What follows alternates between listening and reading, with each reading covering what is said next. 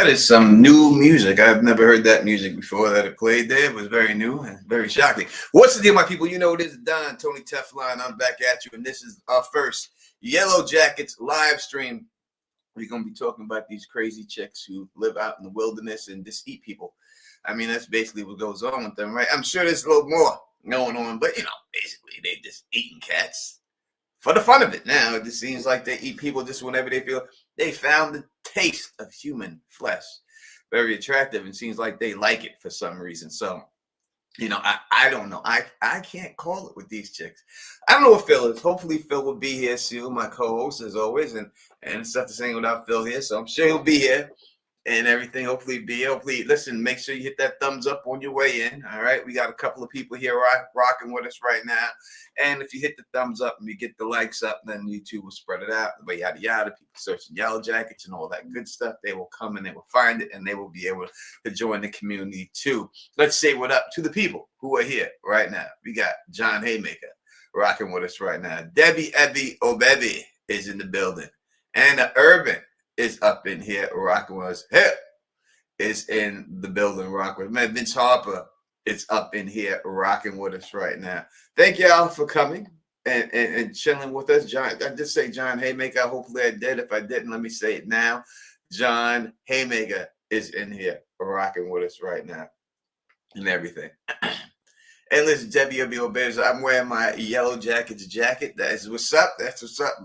I wish I don't know if I could rock it as a man. I think that's a woman thing. I don't know if I could do a yellow jacket and everything.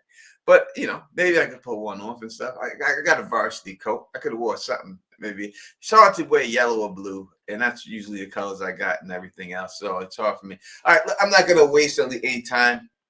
We're going to go right into it and just start talking these theories and disproving some if it's called for or whatever. Well, let's just start right off the bat. So the people were called the birders. We called them the birders, the bird watchers. All right, it has come out now from the people in the show that these people are not bird watchers, that they are 100% frog biologists or something, right? So they were out there at night, which makes perfect sense that they're looking for the frogs, to hear them croak at night. This is when they do their croaking and everything, and that is why they were out there. It makes a lot of sense since the next episode is called Croaked, so it all goes together. You can rock the brown. Yeah, I could definitely rock the brown. I would love to rock the brown hornet jacket. I could do, I could do the Yellowjackets, the college team or something like that. You know what I mean? So yes, they're frog watchers. So the bird stuff is off the table. So does that mean that Mitzi's man Walter is no longer connected? A lot of people connected him to the tape because they said that his family was bird watchers, and that possibly these were his parents, and that they would be getting revenge. I didn't like that theory. I still don't like it because, number one, the age just doesn't work for me. These bird watchers, if he is probably the same age as Mitzi, and all right, and let me clear this up real quick. I know her name is Miss T. All right, I understand that. I'm from Queens, New York, so it comes out as Mitzi for me. All right, so you know what I'm talking about. All right, so please don't make fun of my accent. This is easier for me, so I have to strain to say it the way. All right, so I got to say it the way I have to say it. All right, so please bear with me. So when I look at him, he looks like the same age as all of them. I would think that though he wouldn't be the same age as them if that was the case, if those are his parents. I don't think that that timeline would match up for them and everything. Michelle Miller is here, and she's glad to be here. And we are glad to have you here, Michelle. Thank you for rocking with us. All right. So I just don't think that the timeline, the age would match up there and stuff, because they look like they would be young parents. Like, they don't look old enough to have someone his age. I mean, yes, they could have, maybe if they was 16 and they had the kid, then he would match up with high school seniors, as they're supposed to be at that time. These people look like they're in their 40s, maybe 37, 40, maybe a little bit older and stuff, and something like that. So to me, the age wouldn't match up if that was what's going on there. So I never liked that. I do understand that it has to be something that works in the end for for the showrunners and for the people. And again, you might be disappointed at the end of where certain aspects of the show goes. It might not work for you, but that's Hollywood, baby. We can't please everyone. So I understand the Walter. I do, and I think that him having a more sinister or having an agenda in the background does make sense. Phil Issues guy is here. I will not go too much further until he gets Oh, here. I mean, you can keep going. I mean, this show is one of those shows that I've been watching. I caught up in the brief window. Oh, sorry, I'll get it to a 2-shot. In the brief window during season 2 and season 3, or not the brief window, during the window between season 2 and season 3. So I haven't got caught up on watching your stuff on it, and I haven't sort of dug deep or anything. So this is like my first time actually talking about this show. So I may sound like a complete asshole. But I do think Elijah Wood's character may be up to something. I don't think he's the one that sent the tape, though. And if that's what I might be jumping on in, the tape seems to me in some way, and maybe we'll get into this more. Is it the night that the people show up, or did you say that was debunked? Is it the tape that they were listening to? Is that the same night that the idiot? Yeah, so that's going to be because they got the DAT player. Now, Phil, you're a musician, so you know what the DAT player is. I know DAT. I still have some DATs like from like our demo. I was thinking about that when I was doing rap music and doing the thing. We started with the half-inch reel, and then after you use the half-inch reel, it moved to DAT. It moved to ADAT first. And ADAT was a VCR tape. You record on that. And then the VCR tape, they got rid of it, and then they turned it to a DAT, which is smaller and more compact. And that's when they moved to the DAT. So it moved from the reel to ADAT. I do believe then to DAT, I think is how. And then eventually to Pro Tools and shit like they use. Yeah, to all the digital stuff. So but yeah, our first recordings, we were doing the big reel to reel stuff. Don't you probably were too? Like the first stuff you record, you have to pay for that big ass tape. It just costs so fucking. It's real was expensive, bro. Dude, so fucking expensive. So I don't want to go down too far that road, but dude, all the band members putting together to record a 3-minute song, which I don't even want to tell you how much that shit was. Yeah, that tape. I mean, it used to be like a code of honor just to walk with the tape with the reel under your arm. Yeah, in the box, like the little box. Yeah, he had the box. Everyone who was a musician knew what that box was. So it was like, oh, he going to the studio. You guys are going to record, aren't you? Be careful with it. Don't touch. Don't breathe on it. Don't fucking breathe on that shit.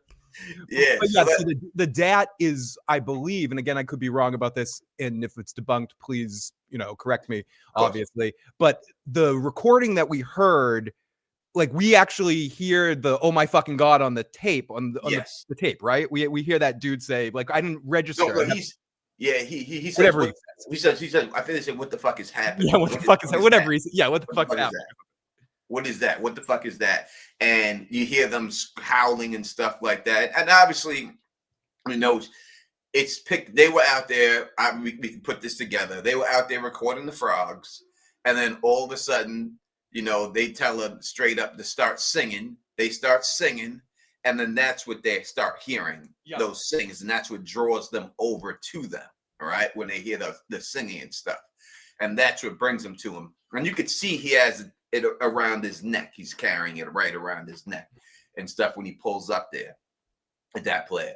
So the thing is now, how does that tape make its way? Now, is it still recording right then? Does it keep recording? Does it keep recording? Is it still recording at the time? Do they go into it a little bit more? Do they just record themselves just playing around? So Tony, do you think, like I think, that these dudes that walked up on them, they're dead? They're getting eaten next, right? They're gonna get munchy. So maybe someone survived. Maybe one of them got away, but they didn't know. Maybe someone was in the back watching it and never came out. Like they left one person behind. I mean, maybe that's too simple, but maybe it's something like one of the group, the frog people that come over, like they left one person behind and he picks up off the body at some point. But maybe that's too. But these people it may be too simple. It might be too simple. One way or another, these people are being eaten. Yeah, because you would think that if that happened, that other person would have been said something when they were young. They would have just brought that up, like, "Yo, my friends just went out there and they're gone," and there would have been investigations into it back then and everything Could else. it And have it would have been just been, one of the girls turning on them? Could it be it's Melissa. It's Melissa, and which that's who which one's Hillary Melissa? Swank Is is. Melissa the one that was with the coach No, before? she's the one that is what that is what Oh, that's what's her Shauna. name? What's her name's? Shauna. Yeah, Yeah, Shauna's girl. she's the one who's with Shauna, Mhm. and she's butthurt because you see how much she likes Shauna. Again, I broke it down in my video. You could see when Shauna says she's going to have I'm going to have a nice conversation with her. When they say, "What are you going to do?" Obviously, they're saying that to Shauna, and Shauna's the one going to have the conversation with her. So that means Shauna has the relationship with her. That Shauna makes also sense. said that they were targeting her Mhm. specifically. So who else would target her? The girl that when she got back, She Shauna just dissed, went off, married a husband, and just left. And it ma- that's what it is. There's no doubt that this is what it is. If you look at the pictures of Hillary Swank, you can see she's got blonde highlights in her hair on the tips, Oh, so that they're that's gonna be frosted Hillary with Swank's blonde hair. highlights. Interesting. And this girl, when she's there, you can see she's a dirty blonde. She's not just like pure blonde. So obviously, it I wouldn't wonder be. why Shauna wouldn't, considering how paranoid of a person Shauna is. This is one of those disconnects with the show that I think with young Shauna and old Shauna that she doesn't quite. She must have blocked out everything that happened there, so she's not even considering some of the people that it could be. She's Yeah, thinking yeah, way more like blaming Misty instead of thinking about the people that might actually have any vendetta against her. Because I think you're right now. I haven't had a chance to watch the video. Everyone watch Tony's. He's got three Yellow Jackets stuff. If this is your first time checking out our Yellow Jackets content, make sure you check Teflon TV for a couple of real awesome videos and breakdowns of the last episode and some theories, and for the rest of the season. Is next week the finale? no. We still got something to go. Oh, good. Oh, good. We still got something to roll. Forever. Autumn says, I'm hoping Melissa isn't around in the present because I'm hoping she dies at the end of the season, or at least I just don't see anyone else having a grudge like that. You know, when you look at everyone else who's there with them, there's no reason for anyone else to have a grudge. You gotta say I keep forgetting the black girl's name. You're gonna say she has a grudge. I don't think so. The only one who would have a grudge directly towards Shauna. Ty? Is it Ty her name? No. That's the one we know. The other, the dark skinned black chick. Oh, okay. But directly towards Shauna would be this chick who she specifically says, your best friend treated you like shit. Akila, thank you very much, Debbie. They acted like you were just a fling. No one liked you, but I like you. Blah blah. So she's really into it, and I think Shauna comes back like, listen, I'm not gay. I'm just, I'm in prison. She's on that prison shit. She's You know these dudes are trying to come out of prison like I ain't gay. I was just locked up and I just did what I had to do to survive. Yeah, the mafia has that rule, like the inside rule and stuff like that. What happens on the inside doesn't count. That's the rule she's using on this wilderness. Like, I'm not really gay. I'm just doing what I got to do. So John Haymaker just said it. But the thing with Ty I do want to talk about is I guess we have to at least examine the fact that Ty has shown the multiple personality thing and the television multiple personality thing. So could the other personality be doing this? Because it's been a while since we saw Bizarro Ty or like the other side of Ty's mind. She could be. I doubt she'd be fucking with Shauna, but that's got to come into play at some point too, as well. Yeah, I think that what they're going with her, with Ty, is that she's been this chick the whole season. Oh, you think she's evil version that's playing a game essentially and pretending to be pulling a spoiler alert, pulling a Helly at the beginning of something, another show. Yeah, I think most likely she's been evil the whole time, and that's what we're gonna find out in the end. I don't think she killed Lottie. I don't think she did that. I don't think they're going that far. But I think the twist will be in the end with her that she's been this evil version of herself the whole time, and that has taken over her more than what she normally is and stuff. Can I ask you a question about something you just talked about? And I haven't heard you talk about the show yet, so I'm sorry if you address this in a video. What do you think of? I'll preface this to say I don't like Hellie's death. I was enjoying her as a character. I thought she had more story to tell, and that was probably my least favorite thing that happened this season. And I am open to see interesting where it goes, but I miss older Hellie. I know she had so much of last season, but I felt like they could have gone some interesting directions with her and Shauna and the daughter. And I guess who do you think killed Hellie? I think it's the same person who sent the tape. I think. Okay, you think it's her as well. I think it's the yeah. I think it would be Melissa is the one that's torturing Lottie. I'm sorry, I said Lottie. Yeah, he means sorry, everybody. He means Lottie. Wrong So show. he's got Severance on the mind. Wrong show, everybody. Lottie. He's got Severance on the mind. Don't worry about it. Yes, I do. I totally have Severance coming into the season finale. That's why I asked you the season finale.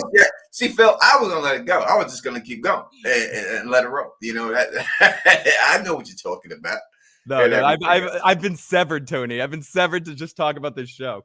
As for everyone says, it's not your fault they shouldn't have released Severance and Yellowjackets at the same time. I agree. I am with you that I feel like Yellowjackets is getting sort of undersold of how I'm enjoying the season. Except for Lottie's death, I generally enjoyed the season a lot more than season 2. I think maybe that's it. Maybe, listen, I'm sure they didn't want to go head to head with Severance, but I'm thinking I think this was a make or break season for them, that the season had to perform well or they're not going to get another season because of season 2 not being so good.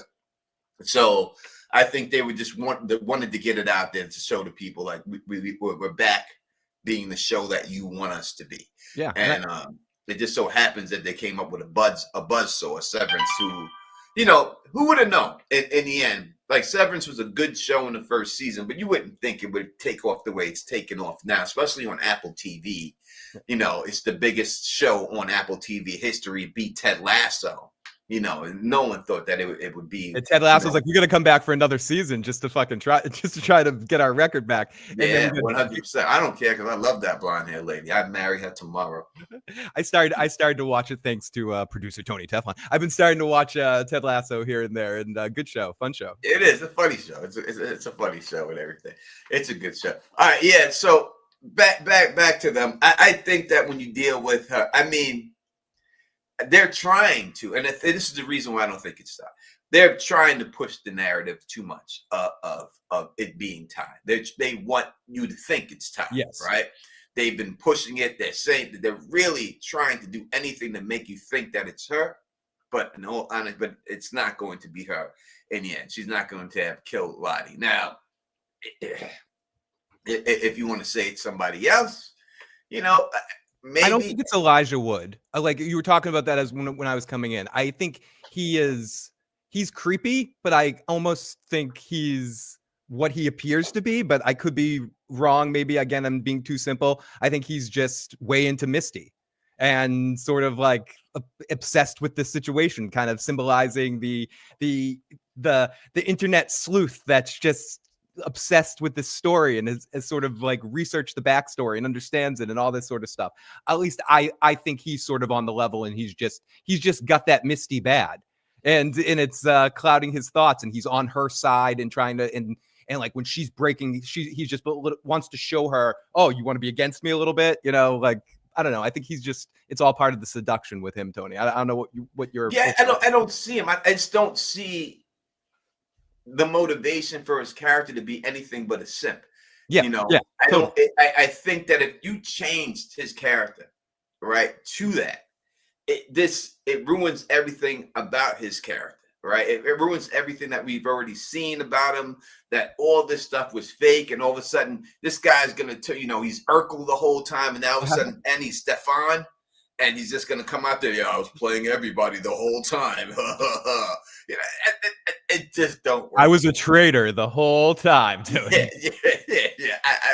I don't think he's Stefan. I think he's Urkel. I think he's going to keep being Urkel the whole show. I don't see him going a different route. Did I do that, Misty? Yeah, exactly. I don't think he's going to be anything but what he is. And he's a simp for her. And I think that his simping may make him, in the end, go to jail for her.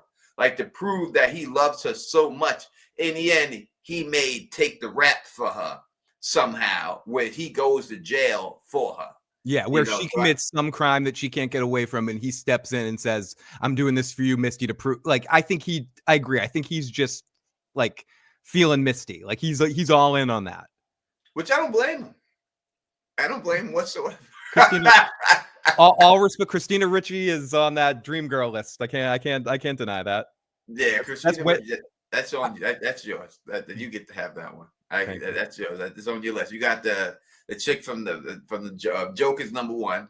Yep. I mean, Penguin. Penguin's number one. That chick, and then was she slotting up 1, 2? She was 3. This is an after dark conversation, but well, let me think about this one. Right. Can I also include Kim from Better Call Saul in there a little bit? You can include anyone you want. Yeah, well, when you want. You think about it. Forever Autumn says, have you heard the theories that Walter is the son of the bird watchers who will most likely be killed by the Yellowjackets? Could be interesting. Not sure if to see that happening. So, as I said, the bird watchers. Oh, yeah, I've heard that. The bird watchers are confirmed by the show not to be bird watchers. That they are now. They were frog scientists. And they were listening for croaks. So the bird watching theory does work. They were about to croak, Tony. They're about to croak. That episode is called Croak. So for that, I think that throws a monkey wrench in that theory. If they were actually bird watchers, I think we could put some weight on it. But the fact that they're not, I would say that they're not. And also, I just don't think the timeline will match up with him and them being his parents. Or anything like that. So that would be the reason why I don't go with that theory or anything like that. And I don't think that theory is valid anymore or anything. But it did make sense. You know what I mean? And there was someone in my comment section, who hit me to the game about the bird calls being made by the Yellowjackets when they were running down and chasing the pit girl. And I put the theory out there that she put it up there and told me, and it sounded good. I put it up there for the people to discuss and everything. And when they came out with the frogs, that they're looking for frogs, that kind of shoots that theory down right there. Do you have an idea who you think the pit girl is? That's the girl who in the beginning, the first scene of the show, she's running in the negligee and she falls into the pit and the spikes of wood. That's up there, and then she's dead, and she's wearing a necklace and everything. I would say, like, to me, when I talk about the pit girl, number one, people are saying there's multiple pits. I don't believe there's multiple pits. I think it's the only one pit from the coach. I think that's the only pit that's there. I don't see them chicks with a shovel. I don't see them digging a hole that deep. That's a deep ass hole. That's a deep motherfucker. Now, why they set the pit is what you have to think about. Like, why would they need a trap? Does a bear come into their camp? We already seen Van get attacked by a wolf, and we've seen Lottie kill a bear already, which was a very lucky attempt. And we've heard some random creatures in the background here and there. Yeah, we know there's stuff around. Does a bear come out there again, and they feel like we have to defend ourselves? Let's set up a pit for the bear. And that's why they make the pit, because we haven't seen them do anything with the pit. We haven't seen them sharpen up the spikes for it or do anything, and they don't even know where that place is yet. Shorty ain't told them exactly where that is at. And, well, that crate, because there was a couple of crates he had, and I think he had like 2 of them with the hot chocolate and everything else. I don't know why she hasn't come back. Dude, I'd be sneaking back there by myself, like I'm playing Survivor, like sneak back to steal some fruit or some shit like that. Why wouldn't you come back and say, Coach gave me some hot chocolate? And they would say, what? Coach had hot chocolate? Because this, that would have been the first thing out of my goddamn mouth. Like, goddamn. She's trying to be sneaky with it. She's trying to keep all that hot chocolate for herself, Tony. She wants to sneak back there and not share that shit. That would have been sprinkle that on some humans. Human tastes so much better. Human tastes better with Swiss Miss mixed in, Tony. Tony, what do you think the first thing we're going to see, not see next episode, like the reaction to what the fuck that dude? Are they going to go get him and chase and run after him and go kill the frog people immediately? Are they going to fake be friends with the frog people and then kill them? Like, I believe the frog people are going to die, but I'm just wondering, is Shauna going to start chasing after them with a knife immediately? Well, Like how in the show, we see them that they're holding the lady at knife point. Shauna is I holding didn't the see any lady at knife previews point. or anything like that, but yeah, Right. okay. She's So holding the lady at knife point, Mhm. and she says Yep. that we can still go back without any witnesses. And then during the preview, they say we have to catch these people. Right. So at one point, someone's getting away from them. Well, they got to catch them. It's going back without witnesses means they have to die. Yeah, they all have Shauna to. is the leader of the pack right now, and I hate Shauna. Let me put that out there right now. Shauna's my least favorite character too. I also hate Yeah, Shauna. and I really mean young Shauna. Old Shauna, to me, number one, she's British. And if y'all know the Don Tony Teflon, you know I have an affinity for a British woman's accent. I think it's the sexiest accent in the world, right? I truly do. So I got affinity for her because I know she's British and I heard her speak and I just love the way she talked. And her humor is so dry pan that it's perfect for me. Like this Shauna has no dry pan humor. I don't know where she adapted this dry pan humor at all. She must have got it from. She must have got it from her husband, who's a funny fucker. Like when you see him in the nursing home and stuff like that. Like that sense of humor must have got weird off. But she's great. I mean, she's a great actress. She was obviously on 2.5 Men, and she's on The Last of Us. She's been in a bunch of stuff. She started as a comic actress, so she's got that sort of timing. You know? She's got great dry pan humor. So young. I hate just for fairness. I hate old Shauna too. I hate them both. They both suck. I hate young Shauna more. It's really young Shauna that I hate more than old Shauna. Young Shauna is terrible. She's just why would like that would have been the first person I said let's eat. That would have been it. I don't care that she was Jackie's best friend. I would have been like, listen, Shauna gotta go. We got to eat this bitch. She's the thickest one out of all of us in this motherfucker. I would have made up every excuse in here to eat her ass and everything. But do you think that these women, yes, I'm not going to put Javi in there with them, but do you think that they have developed like an affinity for the human meat? They don't have to eat these people. They got ducks. They got everything else walking around. They have other food sources. They built the hell of a fucking teepees. Listen, I couldn't build a teepee. Yeah, that was some crazy Boston job. I don't know how they got these skills, these teepee building skills. They're an amazing group. They're an amazing group of people with extreme talents. Yeah, but I got Indian in my blood, and I could not go in the woods right now if you gave me a month and build a teepee. Dude, I can't even do Legos. I'm a fucking mess.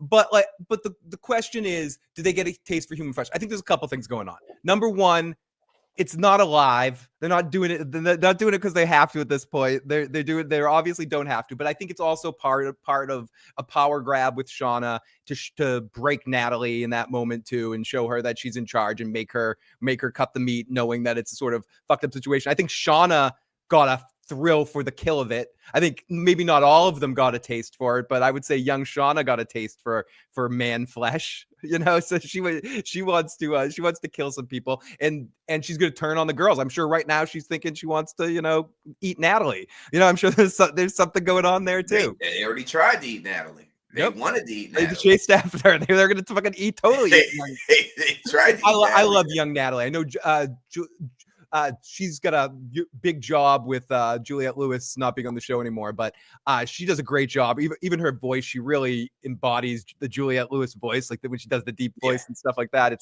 She's the only one.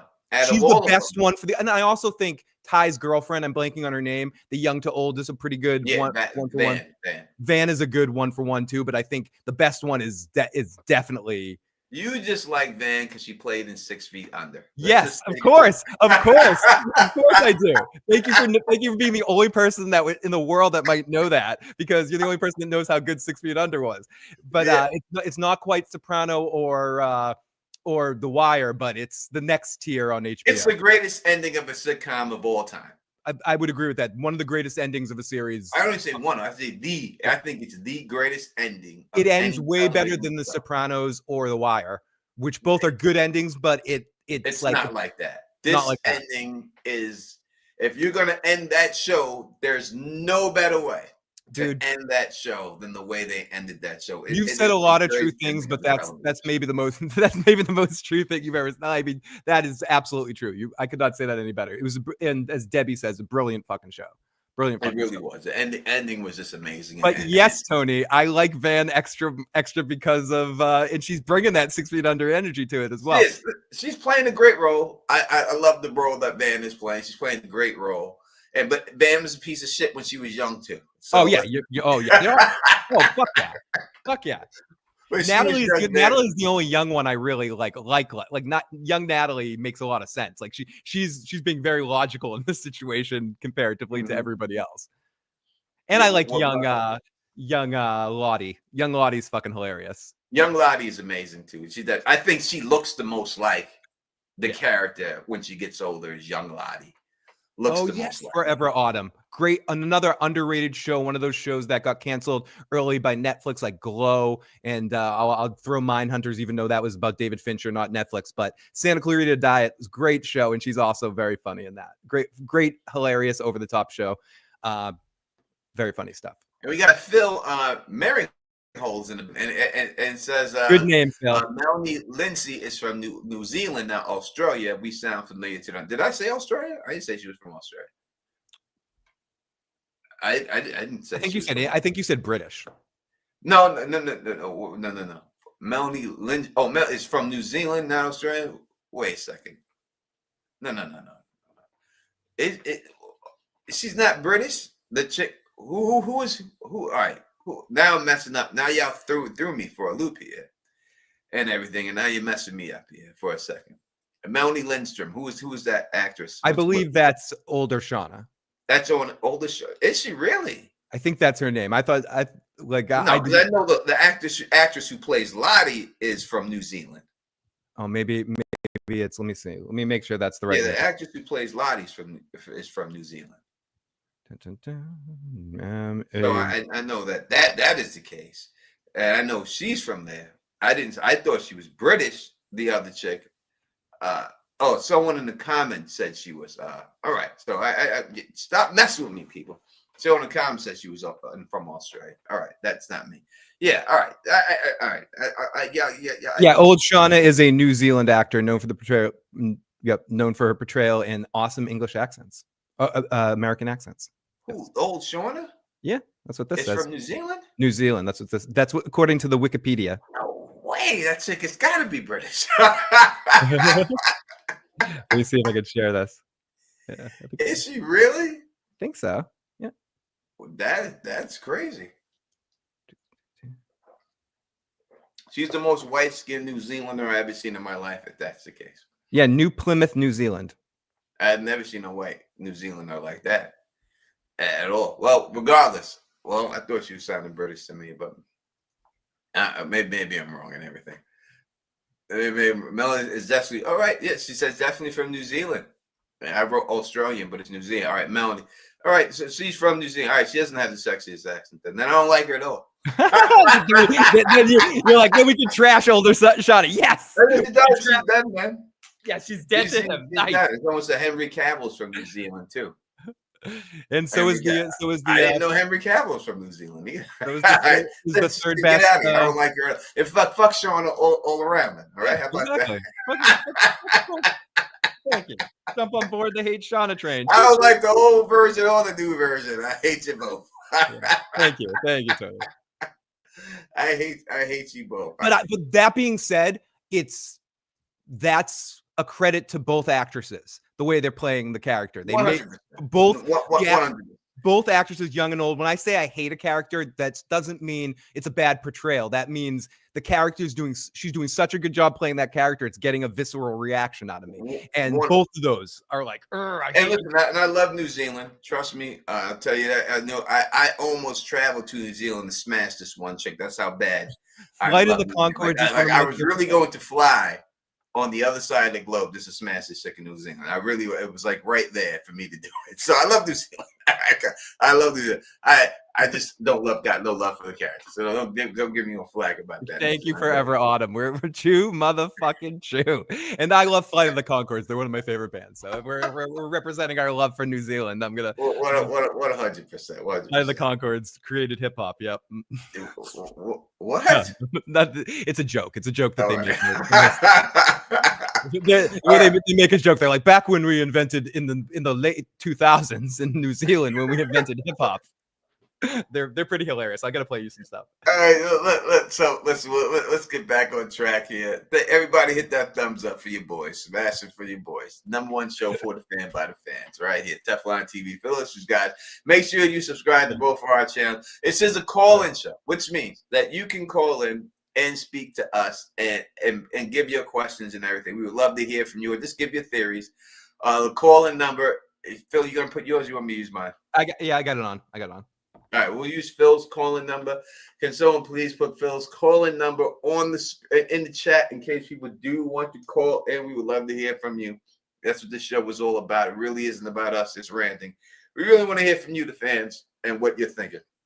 Now, going back to everything that we've seen, it's 781-990-8509, 781-990-8509 is the number to call, and we want to hear from you. Don't not call. Don't be afraid. We're here for you. All right. That being said, going back to this whole situation, let's discuss a little bit about the Pit Girl. They said, the actor who played Coach, he said in an interview, my leg, my other leg. Oh my God. Oh, sorry. Who? Listen. Speaking of Coach, is he got done the dirtiest out of any character in television history? Okay, two things. Number one, say that he got done the dirtiest. I think two parts. Close, very very fucking close. If you watch Sons of Anarchy, Otto from Sons of Anarchy, the dude in prison played by Kurt Sutter. If anyone knows Sons well, he had it pretty fucking bad. But he is definitely fucking close to him. Do you think Coach set the fire? I don't. I personally don't. He didn't. No, he didn't set the fire. No, he didn't set the fire at all. There's no way in hell. Way in fucking hell he set that fire. When he hears about the fire for the first time, he has no idea it was on fire. They make that point clear that when he hears about the fire, he's like, "What? The fire?" But and had no idea that there was any type of fire going on there. He said what he said because he was just trying to get her to kill him. Yep, 100%. That's why he said those things. But to answer your question, yes, like one of the worst roads of any character ever. Tony. Yeah, and how's this peg leg motherfucker gonna sneak behind everybody and hobble away and no one finds his ass? It ain't like this motherfucker fleet of foot. All right, there's no way he get away with this whole thing. You know, you would have heard something in the background. He would have got bagged up for. So he didn't do that. There's no doubt he didn't do it. He didn't set the fire.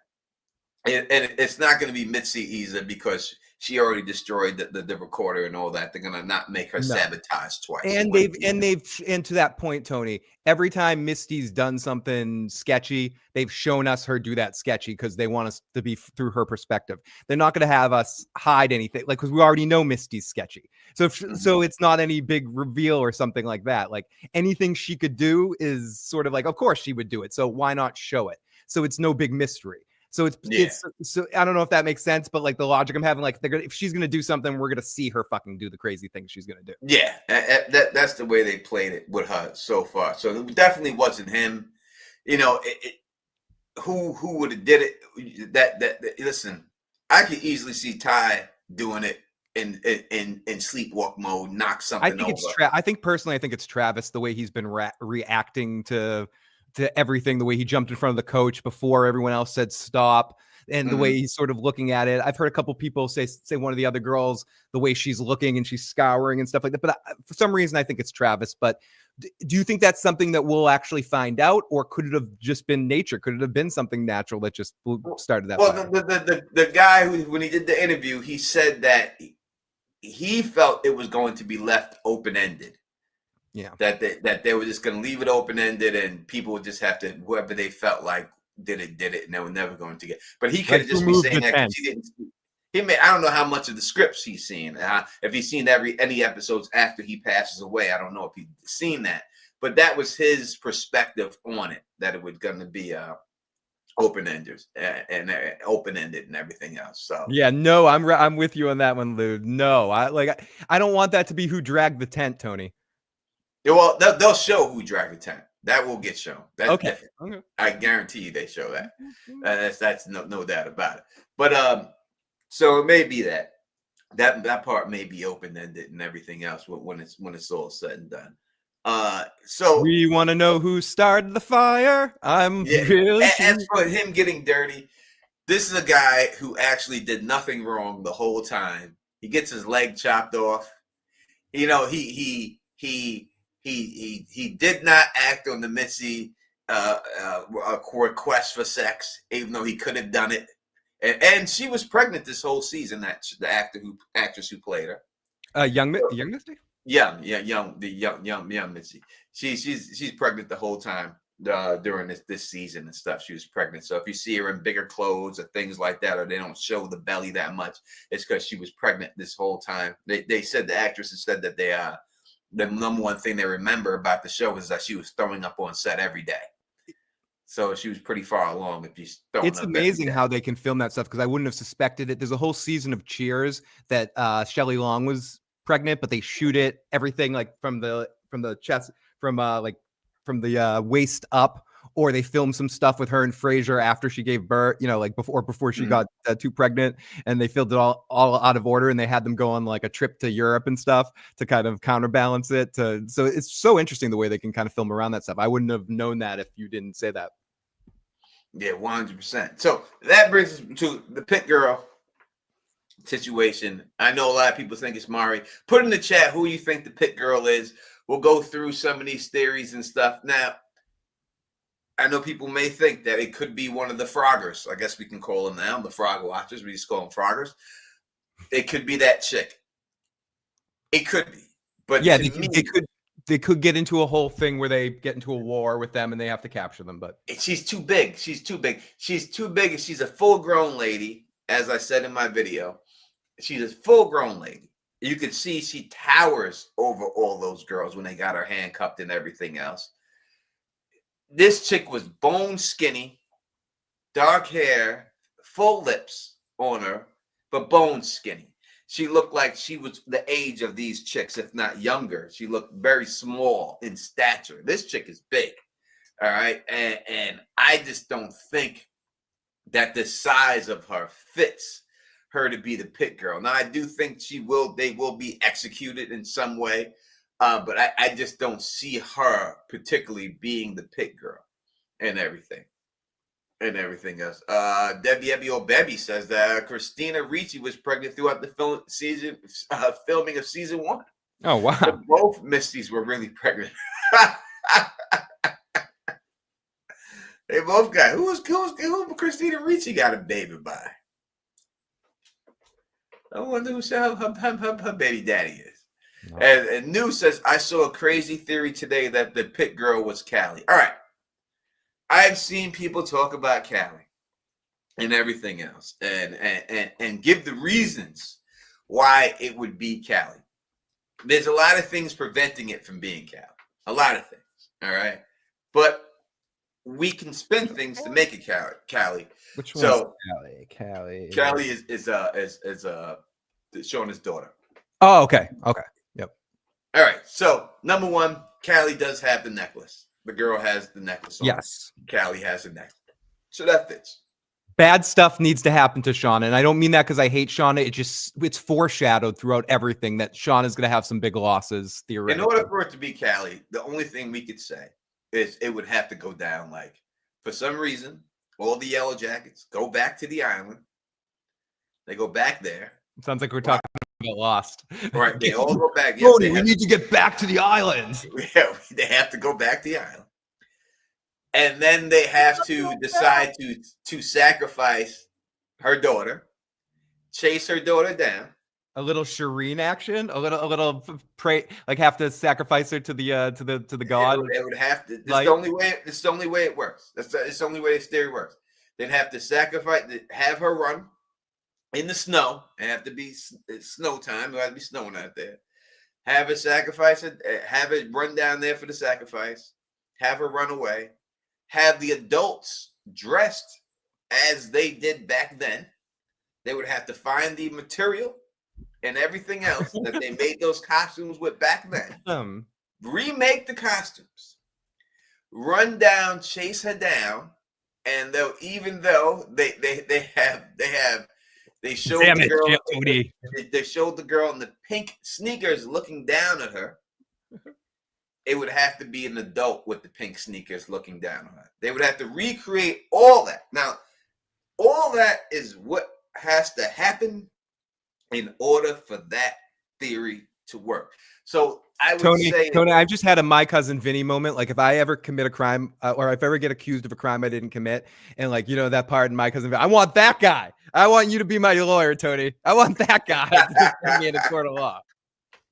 That's all. Everything of that would have to tie in order for them for it to be Callie. There's no other way it works. There's nothing else they could do.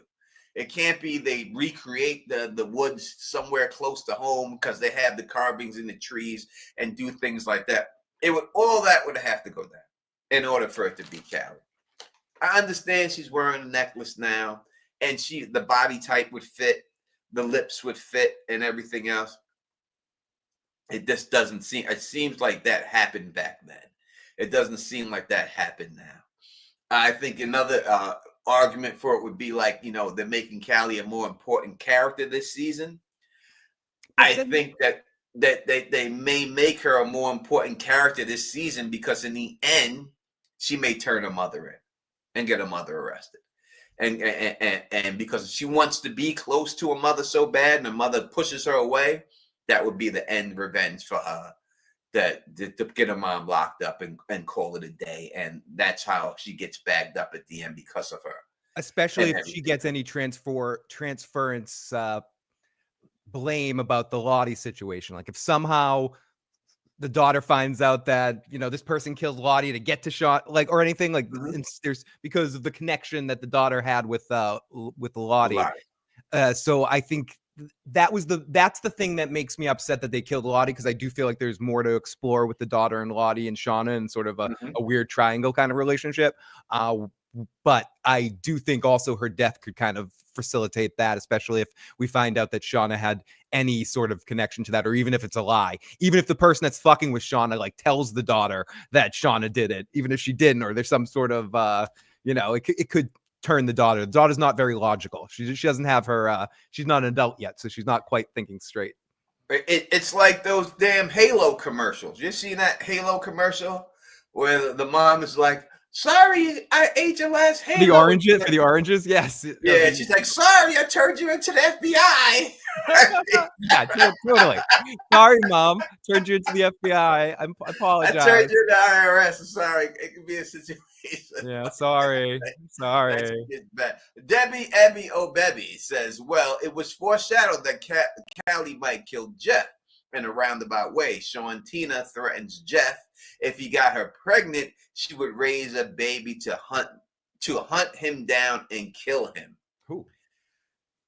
That would feel more logical than this whole situation going down with that.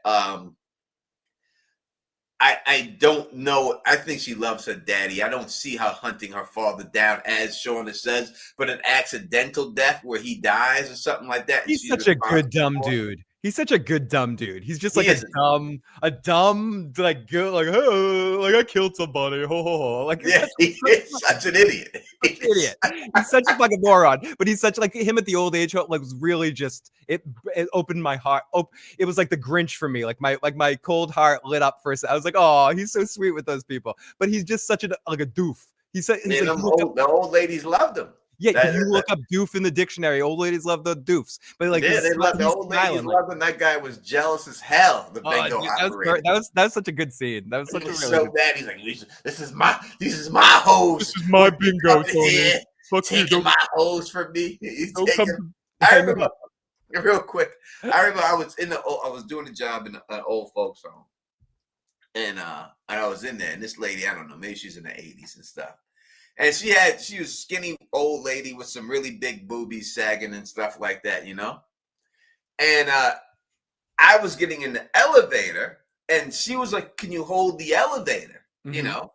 So obviously I'm going to hold the elevator. So I held the elevator. You gotta hold the door. As soon as she was walking over to me, the staff ran over and said, no, you can't get in the elevator with her. She's sexually active. She's a very free, blah, blah, and said all this. And they were pulling her away. And when they were pulling her away, she was going like that with her tongue to me and stuff. And I was like, holy shit, she really is. Hey now, it's like that scene in Kingpin. Like, yeah, she was like, dude, they were dragging her away, and I was like, holy shit, what would have happened if I would have gotten the elevator? Tony, this is a weird question. How would a high school age Tony and Phil act in the Yellowjackets universe? I'd probably be eaten. I'd be like running away. I'd be hiding like the coach. I'd run the fuck away and live alone. Banged every one of those chicks. I would have been the king of the harem. It would have been a rap. I would have ran. I would have ran them all. I would have ran them all. They would have all been a part of the harem. It would have been easy peasy. It would have been a done deal. You'd be Craster, is basically what you're saying. I would have ran. Well, no, because I didn't give birth to them. Fair. I would have ran them all. I would have took out Van because she's the only competition. So I took Van out, and then I would just had them all. Travis too. You have to take Travis out too, right? Nah, Travis is no threat. I would have ran them all. It would have just been a done deal. That would have been it. I would just been the Teflon harem. They would have been carrying me around and shit. Lottie would have been first. You'd have the crown on. They'd be King Tony. You'd be like, yeah, it'd been alright. But please, these chicks ain't taking me out. There's no fear for them. If they ain't got no gun weapon, I would no fear about chicks taking me out with a knife. Like, it's not happening. Men couldn't do that. So I wouldn't be fearful of that whatsoever. It would have just been a big fest. And it would have been the clan of Tony, and I would have had and it would have been a wrap for them all. And Doc Kaiju, Jeff is sweet and adorable, but also dumb. Yeah, sweet and adorable, but a big doof. He's a dummy. He's a dummy. You're big dummy. He's the big dummy. He's just as Fred Fox, you big dummy. Yep, He's just a dummy. He's just stupid, dummy. And he has no common sense. And that would have been it. Yeah, yes, Tony Teflon, aka Nick Cannon. Yeah, they were all been pregnant. Oh my goodness. And they said, wait, there's no book club? No, there's no book club. Your chick was getting clubbed. That's the book. More than the book. Book closed. Oh my goodness. All right, so back to Pit Girl real quick. Yes, I can't see it being one of the Froggers. So next person would be Mari. Mari already fell in the pit with the coach. Okay, so she's the ironic if she fell back down it again. You would start to think that would she fall in the pit that she already knows is there? Maybe you could explain that away by fear that she's just running so she doesn't realize it. Or she's going back for the hot chocolate and she fucks up and yeah, or she's not down with killing the Froggers. She doesn't seem like she's down as much with the eating people and the violent aspect of it. And they have been paying a lot of attention to her this season compared to other seasons. So it could be setting her up for losing her by the end of the season because she's redshirting a little bit. Yeah, I don't think she makes it out. I don't think she makes it back. I don't think that's where it goes. So it makes the most sense that it's her. She fits the bill. The lips look the same. She fits the build. She would be able to have the negligee on. She would be able to have the necklace on. You know, it seems like it should be her. But could that be the swerve? That it seems like it should be her. It has to be someone of importance. I know people are saying like, oh, it's the other chick that this dude was with that ran off and stuff into the woods and all. It has to be someone of importance in the character. It can't just be a generic character that you have no feeling for. This was the first thing they showed you when the show aired. The fact that it's the first thing that they show you, just like if you want to go to Game of Thrones, you know, you see the White Walkers, right? They let you know the first thing. I gotta watch this scene again. It's been a while. Yeah, the first thing they show you is what is important, right? They showed you this first. And then again, the actor said, I don't know if I got a chance to say it, but the actor who played Ben, he said that this season pays off mysteries from the first season. To me, the biggest mystery would be who's Pit Girl. That would mean that gets paid off this season. We also heard them say that we're ready for winter. They were ready for winter there. So we know that the winter time is coming. Yeah, I was gonna say, what's another way to say that? Winter is coming. So it could be a situation where winter comes this season, and then that's how we get the Pit Girl death at the end of the season. That's how they end the season, with revealing who Pit Girl is, and then they end the season that way. It would be a good season ender. I don't know if it's Mari, if that is a more satisfying ending that people will want it to be, because a lot of people predicted it. Maybe it will be just for the fact that a lot of people predicted it, and they say, "Yeah, I told you, season one was bad. I told you about the firehouse." But it seems like that would make it. But would Mari really be a big thing to start the show with, like her death like that? It seems like it would be more, and I guess that's why people are probably thinking it's the daughter, because it seems like something like that should be one of our main characters' deaths that we're seeing, a foreshadowing situation. But it doesn't really. I have to rewatch it or watch your video if you show it in the video. Yeah. I haven't seen that scene in a while. And does it look like any of our main characters as the adult versions? Not as the adult versions. When it comes to the Pit Girl, no. I did break it down. I broke it down scene by scene. I'm gonna watch it when we're done. Yeah, I put every scene in there and everything else and all that. I mean, it makes the most sense that it's she's got a bunch of. I mean, and you could say it was foreshadowed that she fell in the hole with the coach. Now, listen, the coach is a better man than me. He's really gay. I'm not gay, but he's really sticking to his gay ways, because if she would have tried to come on to me, and now she was dirty as hell, but you dirty too. All right. If someone's dirty and you're dirty, the dirt cancel each other out. Right? It's okay, because she would have got in the cave, and that would have been a wrap. That would have been a wrap, and that would have been it. You know what I mean? She would have been giving me little white marshmallows from the hot chocolate, feeding them to me, and that would have been it, and everything else. But listen, I really feel bad for Coach, but I do, and I don't feel bad for characters, because the guy did nothing wrong. He had a shitty job. He didn't want the job. He did the job anyway. You know, his parents didn't accept him that he was gay. He gets his leg chopped off. He gets all these bad things. Nothing good happened in his life. There's no redeeming quality that happened to him in his life at all. Like, his life was, what a shitty life Coach Ben had. And it's terrible. Pull one out for Coach Ben. He didn't even get to win the championship. You know what I mean? And I'm watching nothing there. The hair looks too long to be that girl. I'm watching your video right now, or I'm looking at the visuals, so I'll listen to it later. But what, like, does she have, like, interesting. The interesting thing is, I don't know. We haven't seen any of them wear anything like that out there at any point in time. Do we even know that those clothes exist out there at some point? Yes. Though that clothes do exist there. Someone else did rock it there. Okay. Rebel Eric says, haven't watched Yellowjackets, Shauna? Yes, 100%. Fuck yeah. Season 1 is a classic season, without a doubt. It's one of the great seasons of any television shows made. Season 2 fell off the rail a little bit, and I think that's because they got away from what made season 1 special, but they brought it back in season 3. Yep. And I think season 3 is better than season 1. They brought it back. They went back. And I think, to me, that is, you need more wilderness.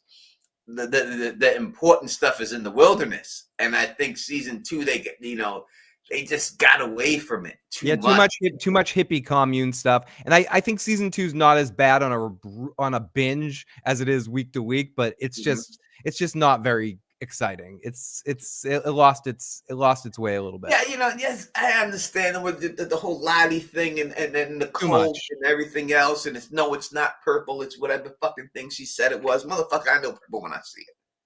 All right, you can make up all of the names you want for something. Motherfucker, it's purple. All right, let's keep it simple, man. You can say whatever you want. You can't convince me. It's not purple. It's whatever the hell she said. It's purple, bitch. All right. I know purple. I know purple. All right. That's what it is. It just lost the plot, I think, and it focused too much on that and not enough on the wilderness stuff. The wilderness stuff is the interesting part of the show. There's nothing that's happened in the main storyline with the adults that's more important than the stuff on the show and everything. Heliotrope is what it's called. Heliotrope. Goddamn purple.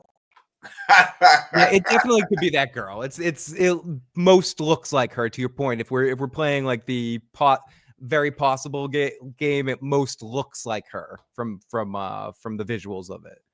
It doesn't make sense to be some other random yellow jacket. Again, we know who she is. You don't have to feel bad for it. I think that's what people are missing. Like when they say it, like it has to be someone you feel bad that she dies. You don't have to feel bad for her. You just have to know who she is. Yeah. Right. That's what it really comes down to. And you can't have it be some random yellow jacket in the background that you don't know anything about. It has to be someone that you know exactly what's going on. And it could be another. I mean, that most obvious thing I would say is that she probably wasn't down with killing these Froggers. These Frogger people. And I guess the question I have for you, Tony, that's, I guess, not as the equal question. Is anyone chasing her? Yeah, because you hear them screaming. They're doing the bird calls behind her. So Shauna and the crew are chasing her at this point. Yes. They're chasing her down. And then you see the pink sneakers stand up over, look down at her down there. John had to make some froggeteers. Why we gotta go crazy, John? Now you're sounding like the purple stuff here, the heliotrope. This is real frogs. I want some purple stuff. That looks good. Goddamn froggers. We know what happens. You played Frogger when you were young, John Haymaker. You know what happens when you get hit by a car. Splat, motherfucker. Splat. So, yeah, it's this, the Callie thing. I understand why people would want it to be her daughter, but it just doesn't. It doesn't look like, and it doesn't look like her either. No, it doesn't work. It really does not work. You know what I mean? And I really don't know. It doesn't matter. Even though Shauna said, you're going to see a different side of me or whatever, if you don't. That Shauna that we see now is not that Shauna we seen in the wilderness. You know what I mean? And everything else. You know what I mean? I think we see that a little bit in the freezer. She's this isn't the same Shauna. She's not as strong as she wouldn't kill her daughter. No. She would, no matter what they did with any ritual, Shauna would never take her daughter out. And I don't think she'd intentionally kill her husband either. No, she would never. That's not the character that we've seen this whole time for her there at all. She seems, not that she's a loyal person or anything like that. She'd kill any of her friends, any of the Yellowjackets. If between her family, she'd kill all those girls. Yeah, 100%. She'd take out her family and all. The Yellowjackets and any of them. Way before she would do anything to harm anybody in her family. And she'd go to jail all day, Shauna, and she'd do it with some dry pan humor when they take her away, which I think is going to happen to her at the end. I think in the end she goes to jail. Guess I'm going to Oz, So yeah, she's out. I think that's how it ends for this Yellowjacket thing. I think she goes to jail. I think Mitzi goes to jail. I think she gets bagged up. I think that Van dies. Van will die, whether it's from cancer or whatever. Van dies. And I think that Ty becomes president. I don't know if Ty goes. I don't know if you can put them all in jail. You may be able to put them all in jail and put Ty in jail too. And this goes from the senator to all of a sudden congresswoman to jail, and they all just get locked up and stuff. But I do think that they got to pay for the things they did when it's all said and done. It'd be crazy if they were all in jail together, hanging out together, and it's just they do a season that's like Orange is the New Black. It's like they're all in prison. Orange is the New Black, and they're all in jail. But I think that without a shadow of a doubt, Shauna is going to jail. And Mitzi will go to jail unless her man takes the fall for. I feel like that's the only thing I disagree. I do think they either all die or go to jail, one or the other for all of them. But strangely, and it's maybe just my desire because me and her are gonna meet one day on a bright, shiny day. I think Misty survives. I think somehow Misty is the one that makes it out of all of this and just goes to work the next day. I think that's going to be the dark comedy of it all, that Misty just somehow like makes it. Misty and Elijah Wood's character are going to be happily ever after sipping tea. No, Elijah Woods will have to take the fall for her to prove he loves her. Theoretically, yes. Maybe she's visiting him in prison or something like Better Call Saul. Yeah, she'll visit him and talk about the bird and shit and everything else. But I think Misty is the one that gets out of this unscathed somehow. I don't know why. It's just an instinct. I mean, the bird's name is Caligula. And if people don't know, rent the movie Caligula. And I'm sorry, don't ever watch it. It's horrible. Don't rent Caligula. Don't watch that movie. It is terrible, bro. It's horrible, dude. It's a terrible movie. Dude, my cousin, like, it was one of those nights, like, with people, quick story. My cousin was like, oh, dudes, I'll go pick out the movie. I'm going to go pick out a great movie for everyone to watch that night. And he, like, goes to the video store and picks up the movie and picks up the beer, comes home. And he fucking brings home Caligula, dude. He brings home fucking Caligula. We all had to fucking sit there and fucking watch it, like a room full of fucking 7 or 8 of us watching fucking Caligula. We're like, what the fuck is Only this? thing I remember from that movie. There's only one scene I remember from that movie when I watched it. And when I watched it, I just know that the guy gets married, and Caligula's there, and he goes, "Is your wife a virgin?" And he goes, "Yes, she is. Let me find out." And then he just bends her over and hits her, and then right there, and then he wipes himself and goes, "Oh, yes, she is a virgin." And then he goes, "What about you?" And then he takes his fist and then stuff it's like, oh, I'm out. I'm so out. I don't want to watch a snuff film, Tony. I have no interest in it. That's the only thing out of the whole movie. That is I can't remember any other part of that movie. But that has been burned into my mind. I don't need that to be historically accurate. I know he was a horrible dude. I don't want to see it. I don't want to fucking see it. I'd rather watch Mel Brooks go, "The Inquisition. What a show, The Inquisition. Here we go." There was no need for it. It was just disgusting and just whatever. It was just the real rebels like, wait, what movie is this? Caligula. Caligula. It's that damn Caligula movie. Let me grab a drink, Phil. Hold it down. Absolutely. Thank you, Tony. So much taught university class the subject of 50 years Michael Chris. Yeah, it's a tough movie. It's one of those movies that, it's an experience. Like, watching Requiem for a Dream once, and I'll never have to watch that movie again. But yeah, some part of me in this whole situation feels like Misty survived just for the comedy of it all, because as Tony was saying, season 2 got away from a lot of what was great about the show, which was, I agree with absolutely what he was saying with the stuff in the wilderness, the young stuff. I think carries and pushes the show, and it's the dynamic that I'm most invested in a lot of ways. But also, the biggest thing I think that they got back to in season 2, from season 2 into season 3, is the dark comedy aspect of it. I think season 2 dwindled a little bit too much on melodrama at times, a little bit, and just got away from some of the biting dark humor that I think they got back to in season 3. Maybe it's my memory. I'd have to rewatch it again as well, but I do feel like season 3's just tone and comedic tone is just back to normal. Christina Ricci is mine as well, Jackie. So we'll have to be in some odd trouble of some sort, but that's okay, Jackie. You seem like cool people, and we'll figure out an arrangement that works for everybody. Thank you. But I do think, I don't know, Tony. I feel like in a weird way, this ends with her smiling and just going on with her day and happy anything. She doesn't deserve to go to prison. She's a good person, Tony. I'll fix her. I'll fix her, Tony. Doc has got Jeff locked up. He's got Doc left up. Listen, I think that it would work for you. You know what I mean? You could go to the Shire together. Yeah, I'm gonna smoke some of the Shire weed, some of the weed with Gandalf. Smoke some weed with The Shire life for me, Tony. The Shire life for me, dude. As long as we have a hookup to do this shit till I keel over and die, I'm happy. Let's fucking do it. Listen, the shy life is a good damn life.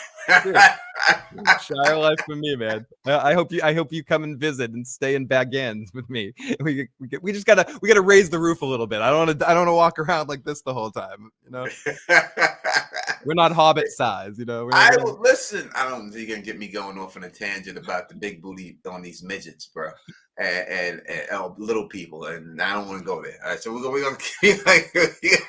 gotta go away from that. We gotta go away. I suddenly flashed to you being Tyrion in the books. Where the whores at?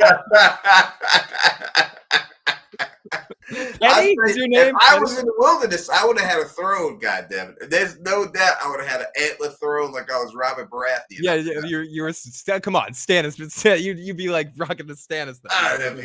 There'd be no doubt about it. They would have been all about me. All right, let's go. Let's go back to what we're talking about here. And everything else. Let's go back to the. We're talking about Shauna being horrible. No, I'm kidding. But we're talking about the pit girl, and I don't think it's Shauna's daughter.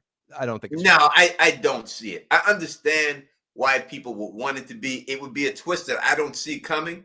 You know what I mean? I just don't think it's feasible or in any way realistic that it would be her. Yeah. If they did pull that out their ass, that's exactly where they would have to pull it. It's not a realistic thing. Again, it's not lost. They can't. There's no reason for them to return there. What would you say to make them go there? There's nothing that you can say that would reasonably make them go back to that place. And one thing I'll say about that place, this damn wilderness. Like they say the wilderness. Like they got this whole word for it. The wilderness. Like this is some decrepit place. These froggers walked right up on it. Yeah, where is it? I mean, how the fuck are they stranded? If the froggers do they have an airplane? Do they get up there on a boat? Ass, where the fuck? They can't be far from civilization. You would think that they, with all the time they spent there, if they just walked in one direction, they would hit a shore somewhere. If the froggers came up in that motherfucker and found them, then how could they not walk their asses out of that place in all this time? It just doesn't make any sense to me. What do you think about that, Bill? Yeah, I also do. I mean, I think that's one of the first things you do in a group like that. You send a couple people on a death walk away, like figure out the island. Like map out the island here. You send somebody to walk the shore. You just said it, Tony. And this isn't Lost. Lost had a character that was smart enough to do that. Saeed. He walked the fucking shore. He's like, after a couple of weeks, he's like, fuck this shit. You guys do your shit. I'm walking the shore. And he scouted out the island, and that's how he ended up finding Danielle. Sorry, I'm going down a lost road tonight. But yes, I would also say if these froggers, which I like that, Tony, these fucking froggers, I'm just splat. Because they're going to die like splat very fucking soon. But these froggers, if they got here, and they don't seem like random people from, random people from the guy, the way he said, holy shit, seemed like he was an American dude or something like that. Like this doesn't seem like it was too hard an island to get to if they're going. This isn't the magic Lost Island. Maybe it is, maybe it isn't. But it seems like these people just got here very easily. Did they get here in a plane, a boat? I mean, where's the big hub that they came here from? Maybe it's not that far from somewhere. There's an episode of Cheers, the second time I'm mentioning Cheers, where Sam, Norm, Cliff, and Frasier, like the car breaks down and they realize they're just like, they think they're going to die out in the desert. And then Norm disappears in the middle of the night and they're actually right next to a resort. And he like shows up in a golf cart the next morning. He's like, hey guys, I spent the night at the resort. And they're like right next to it. Could they be like broken down eating people like right next to a civilization, Tony? Yeah. Are they Paulie Walnuts chasing the Russian? Right, exactly. Are they just in the Pine Barrens? Are they just in the fucking Pine Barrens right now? Are they out there? I mean, they weren't out of breath when they walked up in there in the camp. They walked up in there strolling. No. They weren't like they were lost. They were right there, strolled right up and said, oh, and then realized who they were and said, you guys are the holy shit. And then see what the hell is that? Right? They walked right up in there. So thinking in it theoretically, there's no way that any type of people that search for them would not be able to find them all Yeah. this time. If the Froggers could walk up on them, then you would think the military or whoever went out there would have figured out exactly where they were, and they should be already been rescued from this whole situation. If you want to think about it like that, now it ruins the show, so obviously that doesn't work. But if you want to think, there's no way these Froggers should have been able to find them, and these people weren't out of breath and they didn't seem lost at all, right? So you would think that these Froggers that they can't be too far from civilization doing all this unless they're just defeated and they just say, you know what, we're staying here and we enjoy the life here. We enjoy it. We like living out here. We like living the lifestyle we've been living. Again, they've been living a pretty good life out there. They got rabbits, they got livestock and everything else. They got humans to eat when people die and get sick. Yeah, they got humans, they got meat, they got protein, they got all this stuff. You know, you would think that's what it would be. It'd be like Shauna's running it like a Klingon warrior, like best of the, you know, I will kill it. Today is a good day to die, and I will eat you. I mean, she's handling it like the business. But I agree with you so much, Tony. If these people that showed up, these Froggers, don't seem like they're that far away from society. You know, they seem like they're just there for a day trip, not there camping for like 6 weeks or something. You know what I mean? They seem like they're really like they're just walking in the area.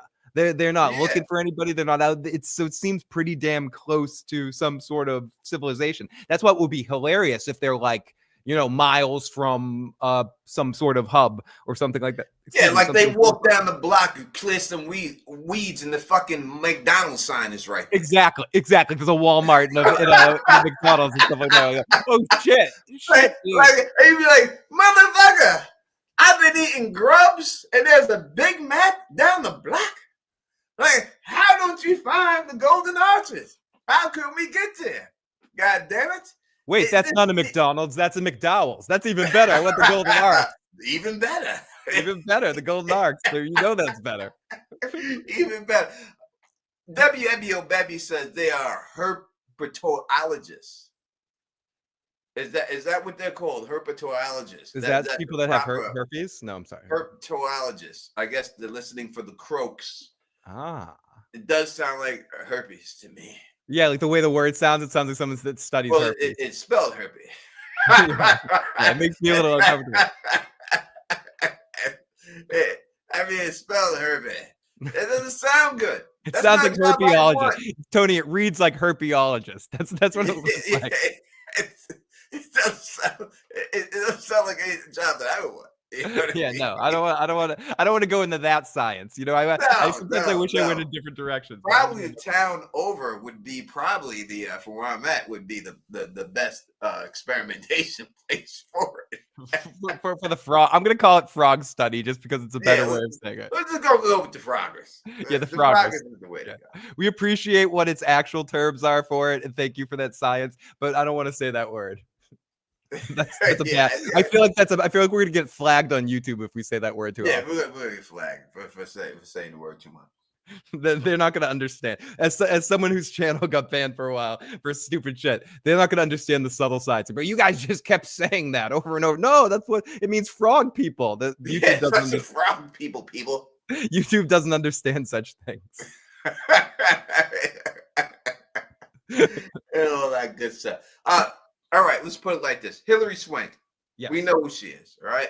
So she's gonna be Shauna's girl. You think so? She's gonna be Melissa.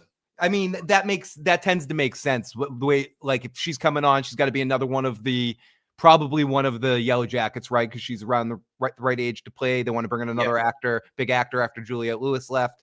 So it would make sense that she would play a character that we've seen a lot of this season. And she wouldn't make sense playing the one that was in the pit with the coach, which is the other girl that we've seen more of this season. Yep. The other one is that girl, so it makes sense it would be that. Well, she's Hispanic, I would think, or Latina or something, right? So it wouldn't make sense for her playing that for that reason, and it wouldn't make sense for her being anybody else that we've seen. It has to be someone that we've seen. There's no doubt that's Melissa. I bet my channel on it. and everything. I've seen a lot of people have said that now also. That's fine. That's cool, as you should. Just go with the Donna. You know what I mean? I'm here with you. I'll get you where you go. Do you think she has to show up? I mean, it's 10 episodes. She's got to show up next episode. It's got to be now. Like, if you bring in Hilary Swank, right, Oscar award-winning actress, you can't just show her at the end of the season for one episode real quick and it calls it a day, right? She needs to be. Yeah, Tony, if you're going to bring on star of 90210 and the next Karate Kid, Hilary Swank, you cannot. Yes, she was Steve Sanders' girlfriend on 90210 for like 6 or 7 episodes. Was she really? That's what, like Leonardo DiCaprio getting his start on Growing Pains, and Brad Pitt, I believe, also was on Growing Pains, and George Clooney on Facts of Life. Hilary Swank also started her career in an innocuous weird place on 90210 playing Steve Sanders' girlfriend. Not started, I'm sure she did other things before that, but my first time seeing her was as Steve Sanders' girlfriend, and then in the next Karate Kid as with Mr. Miyagi there, and then going on to obviously some great stuff. But yes, so yeah, she played Steve's girlfriend in one of the later seasons of 90210 Tony. But anyways. So yeah, I think if you have an actress like that, like an Oscar-winning actress, and I'm surprised they haven't brought her in sooner. Like, yeah, I think you do need to bring her in this next episode, especially after you've killed Lottie. Maybe that makes more sense, getting rid of Lottie, because you want to bring in a new big character and give a lot of room for Hilary Swank's character to build over a few episodes to get you excited for the next season. I don't want us to just see her show up like in the final scene of the final episode, and then it's sort of like a tease for next season, Tony. Like, that would be the worst case scenario. Worst timeline of this is Hilary Swank shows up in episode 10 and we just see her for like you don't want to see her turn around and just go, "Hi, Shauna," and it ends. Like, you don't want that. Like, you can't give us that, dude. That would be horrible. But that would be terrible. How come no one has called the Glue Guns and Roses? Give us a call, Glue Guns and Roses. You've called us before. You like us. Don't be. We have the phone line open for you people, and y'all have not called us. And usually we get called Doc, Kaiju. You have not called in. What is going on here with the world?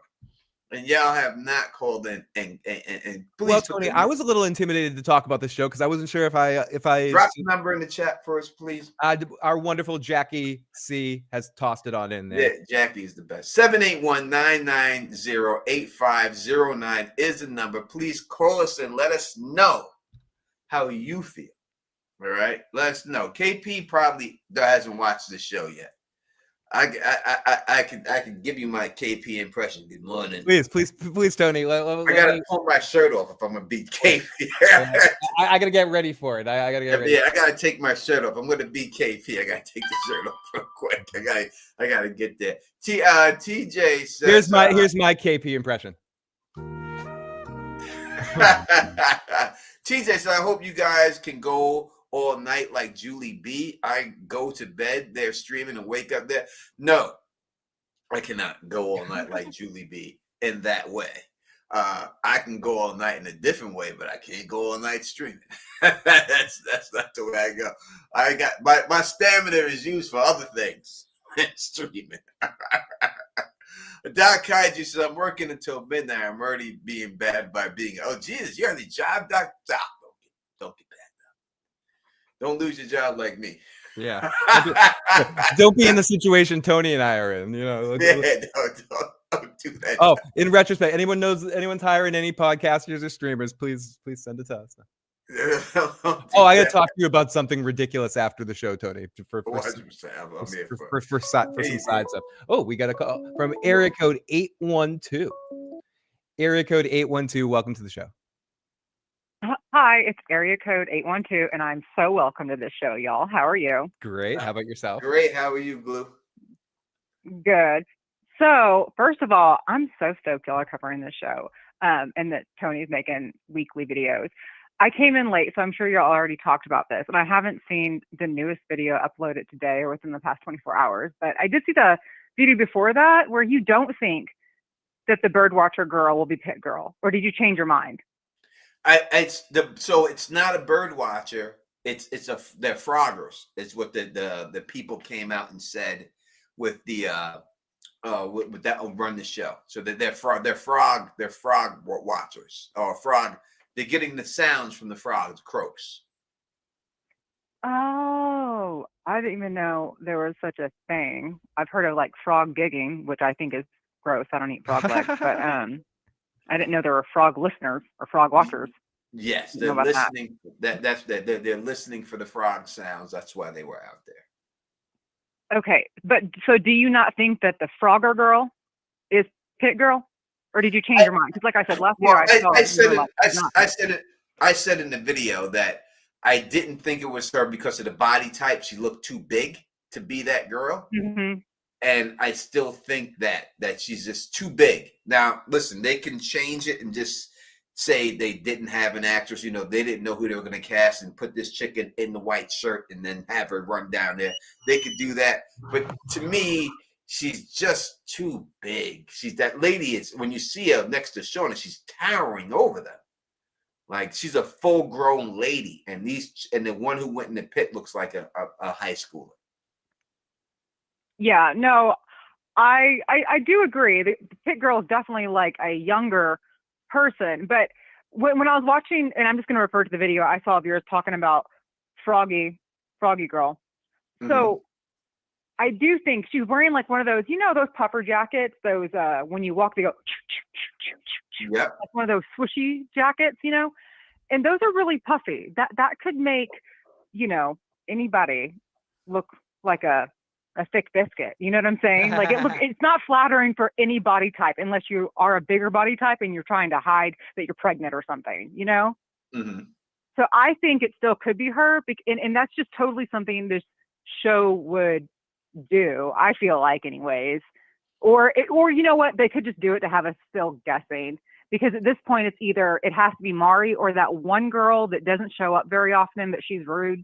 I think her, but she's got darker skin than Mari. She might look like kind of Hispanic, maybe. I don't know.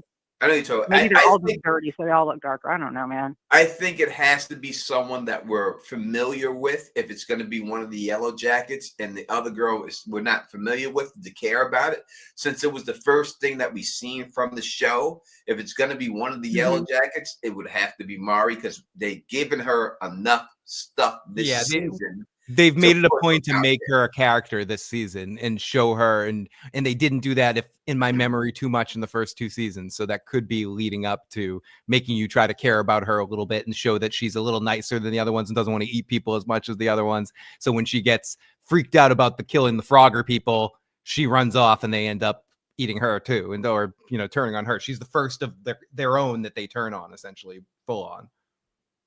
Right. Okay, so once again, I came on this stream so late. Sorry, I was getting my nails done. But okay, so have y'all discussed what do you think this couple is going to be part of their rescue? Yes or no? Because per the timeline, they were in the wilderness for like what, almost 2 years or like a year and a half. Yeah. And they still need to do one more winter, and we know that just from flash forwards or flashbacks, whatever you want to call it, stuff we haven't seen linear in the show as far as the teen timeline.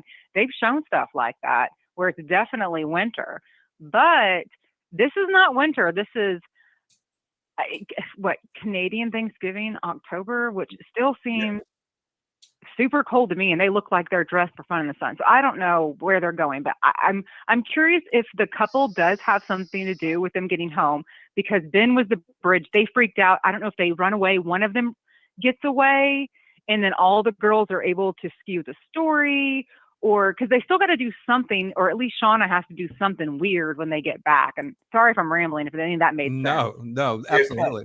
No, it made a lot of sense. So I do believe that they're the ones who get him home. Ben is the bridge. He's the one who led them there, because after they killed Ben, that's when they were told to start singing. They sung. That's attracted those people over there. So maybe they follow a trail where these people like we just talked about a little bit. If these froggers can find them, then they can't be too far from civilization. They follow a trail back to them where they're staying in some type of cabin or something, and there's some type of device that they're able to call out and get home. So there will be the reason why they get home in the end, but it comes down to they're going to have to kill these people because they've seen the head on the platter which was stupid. I don't know why they put the head on the platter. Like, this is not Severance watermelon head. Why'd they do that?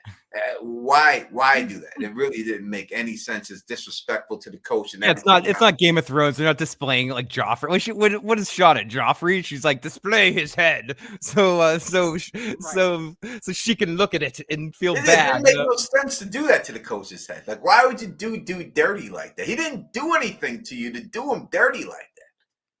Well, even if they did, we can go back to they didn't even want to shoot him and look at him because they put the thing over his head. So, yeah, that really doesn't. It kind of is just a move the plot along thing because they didn't even want to look at his face to shoot him. And not even just Taissa. All of them were shaking in their boots when she was about to shoot him when they saw his face, so they covered his face. You know what I'm saying? So, I don't know. I guess it was just to show, or maybe to be suspense. Maybe it'll open up and they'll be like, oh, he died and we didn't have no meat. So we had to chop him up because we didn't want it to go to waste. I don't know. And you would think they could spin it. Like, even if these people went back and said, we seen the coach's head on a platter, as you said, they could say, listen, we were going to die. He died already. So we decided to eat his body. They may get bad reputation, but you wouldn't go to jail for that. Right, you wouldn't go to prison for that or anything. Like, this is the survival of the fittest. But they're gonna hunt down and murder these motherfuckers, and I think that's gonna happen before the end of the season. They're gonna murder all of these fucking. It turns because they've already murdered the coach, so now it's gonna murder 2 innocent civilians, right? And then that's where the problems come for them in life after that. And when they kill themselves. I'm sorry. Go on. Oh no, I was just babbling. Don't ignore me. No, I never ignore you. Please. Okay. Here's one thing I want to throw out here because it's kind of bothered me. Like, first of all, I love this show. I know people hate on this show and say like, oh, it's too crazy and convoluted. I don't think it's any worse off than Severance or any of the other shows. But I'm wondering, since season 2, adult Taissa and teen Taissa. I'm going to call her Ty for easiness. Okay.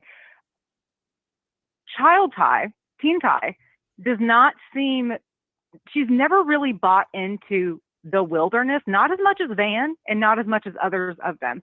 But as an adult, even before, like, I know this season we're getting more evil Ty or whatever, but even before evil Ty started popping up, and when she first started popping up, she didn't hardcore believe in it. It's just weird to me. I guess as an adult, she seems like more of a believer than she was as a teen. So I'm wondering, and I'm very curious if something's changed because think about it. I see that. Shauna sometimes gets like sketchy, paranoid, but I don't know. I never have a feeling like she's scared of the wilderness. Misty, as an adult, she's no fears, nothing. She's scared of nothing, right? Van was always scared. Lottie, obviously. Natalie was like freaked out by it. You know, like you could definitely scare her with some wilderness business as an adult. But Shauna doesn't seem fazed by the wilderness as an adult, except for like what Lottie could do. Taissa seems very bought into it as an adult, whether it's evil Ty or not evil Ty. And I just can't make that, because all the other kids, it's like you can see them like, yes, this is the child and this is a grown person of them. And Taissa's a teen doesn't believe it. I don't know if that's making any sense to anyone. 100%. Like, or maybe I'm just not seeing that like it seems that way to me. Yeah, it makes a lot of sense. And I think it goes to show that this whole season, the whole Taissa we've seen in every scene is the evil Ty. Yeah, I was going to say the young young Ty, I think is the real, or the Ty one. And I think the Ty that we see in the future most of the time is the alternate personality. This season specifically, and that's why she seems more bought into it than her younger self, because I think her younger self isn't quite taken over. She's more. Well, evil Ty is the one who killed the dog and did all that stuff, and I think she's been that the whole time. When she's sitting there and they're sitting outside and they put the card on the floor, that's evil Ty. Every time we see them when, we're going to not pay for the bill and run away, that's evil Ty. I think that when she woke up out of the dream, she woke up as herself. When she was talking her sleep, that was her.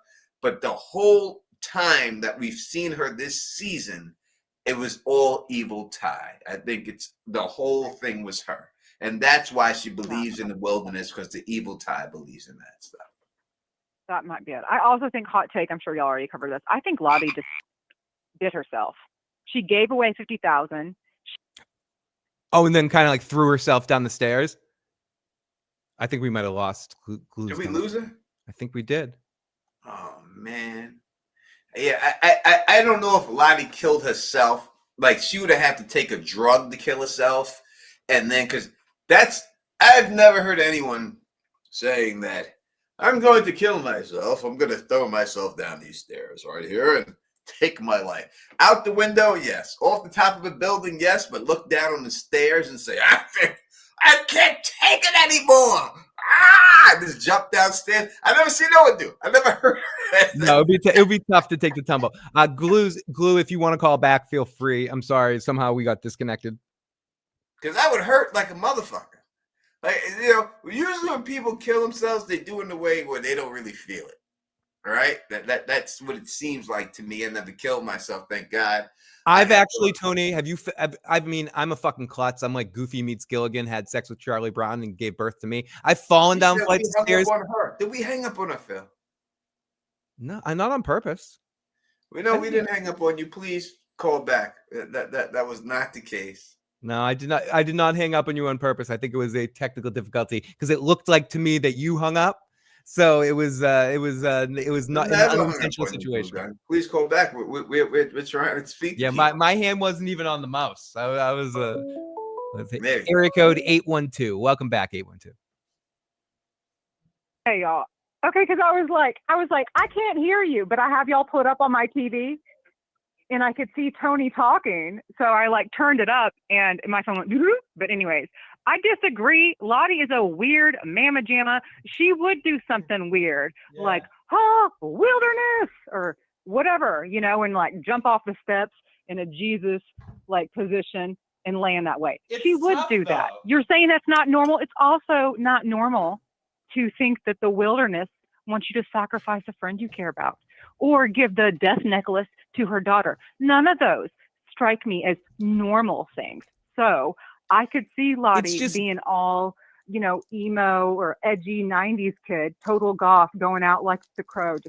It's just tough. It's just not an exact science to kill yourself, throwing yourself down a flight of stairs. You'd have to like do it so very perfectly. Yeah, like you would have to really like I'm gonna jump off a building. You know you're dead. You're gonna do this. You know you're dead.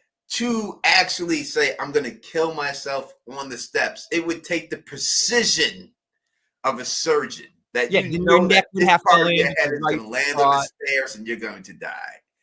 And Lottie lit up all those candles and she said, wilderness takes a wheel. She jumped, and by the grace of wilderness, she fell the right way. Oh, maybe. Listen, Janet Johnson says Lottie had a vision of the stairs in season 1. She sure did. Exact same stairs, the candles and everything. I think it was right before or right after that plane crash. Jenna might remember better than me. Yeah, so she had the vision, but doesn't mean she had a vision of her killing herself. That was a foreshadowing of that's where she's going to die. You know what I mean? I just don't think she did. And I think the fact that they went through the whole thing with the Mitzi, with the DNA and her man finding the hair strands and everything else, for it to all come back that Lottie did it herself, I don't think that works for the show. I think it has to be someone who did it, and it's going to be Melissa. Melissa's the one who did it. You think it's going to be Melissa. Okay. And Melissa, I think Melissa is Hilary Swank's character. I think that's the one who did it. That takes her out in the end. I think Melissa, she takes her out and everything else. And that's how that gets taken. That's how she dies and everything. And that's how eventually. Although it would be funny and not funny, but dark comedy funny, if it was Lottie that killed herself. Oh, that'd be amazing. That would be funny as hell. That'd be funny as hell. I would laugh and I would celebrate you, glue Guns N' Roses, and because I would think it would be hilarious. I think it would be a good way. Or at some point, I thought maybe the father pushed her down the stairs or something, or the old dude pushed her down the stairs. Okay, yeah, he was being real. I don't think he did. I don't think he did either. But but I wanted him to at some points in time. I'm like, did this old dude just push her down the flight of stairs? Because that would be fucking great. But I don't think so either. He could be. You're not my daughter. Yeah, exactly, Tony. That's so horrible. Yeah, I know. I mean, all of it's horrible. I mean, it's a show. It's a show. But I do think if it's going to be one of the girls, I actually think it's all a big subversion, or I don't even know if that's the right word. Yeah, but they're trying to look over here while they do the magic trick over here. If it is one of the girls that we already know in the show, I think it would be Van. Because remember, Van's hands are trembling, and she was like, "Where were you in that hour?" Asking Taissa to make sure she didn't follow her or nothing, or like, "What took you so long?" Because Taissa's the one that had to get money, hire the horses. All Van had to do was, I don't even know, was she like couch surfing at Taissa's? And I guess her video shop that was bringing in billions is shut down right now, I think. So all she had to do was kill an hour or kill Lottie. Who knows, man? You know. So that's my theory. If you'll have other calls, I don't want to hold them. No, you're fine. And you know what? And Van is interesting because no one has ever said Van. No one thinks Van. Yeah, that's an interesting pick. I was thinking the same thing. That it is Van, because out of everyone, you never hear Van's name come up in this murder at all. Like, it's never. Right. Well, the only reason I think they could go that way, and I'm not set on this theory, I'm just saying if it's one of our girls, it would be because she has the most reason to. I think she as a child, she believed in the wilderness. And as an adult, maybe she doesn't want to believe in the wilderness. But look, crazy times, crazy measures. It's not a coincidence that most people find Jesus in the most worst times. So to believe in whatever, Jesus, the wilderness, whatever it may be, it's not too far-fetched to think like, why not try it? And she wouldn't want to put that on Taissa, who has a life to live. Do you know what I'm saying? I do believe they care for each other. So I'm just saying what Taissa said. She wouldn't have had time to track down Lottie, push her down, clean up any mess, make sure she's not seen or followed. Shauna getting the cat, I don't believe Shauna did it. I don't know. No. If they do show Shauna did it, Shauna's not a good liar, first of all. And I don't believe she did it. So yeah, that's my theory. So they said that we already know if she didn't kill herself, or if it's not the Melissa chick, I think it would be Van. So anyway. Yeah, Chinese food restaurant girl said that Taissa's seen her, right? That she's seen her with her. So if Taissa's seen her, and I'm saying her name wrong, fuck y'all in the chat, not y'all in the chat, but in the comment section, not y'all. I love y'all in the chat, but keep messing with me with my New York accent when I say these ladies' names.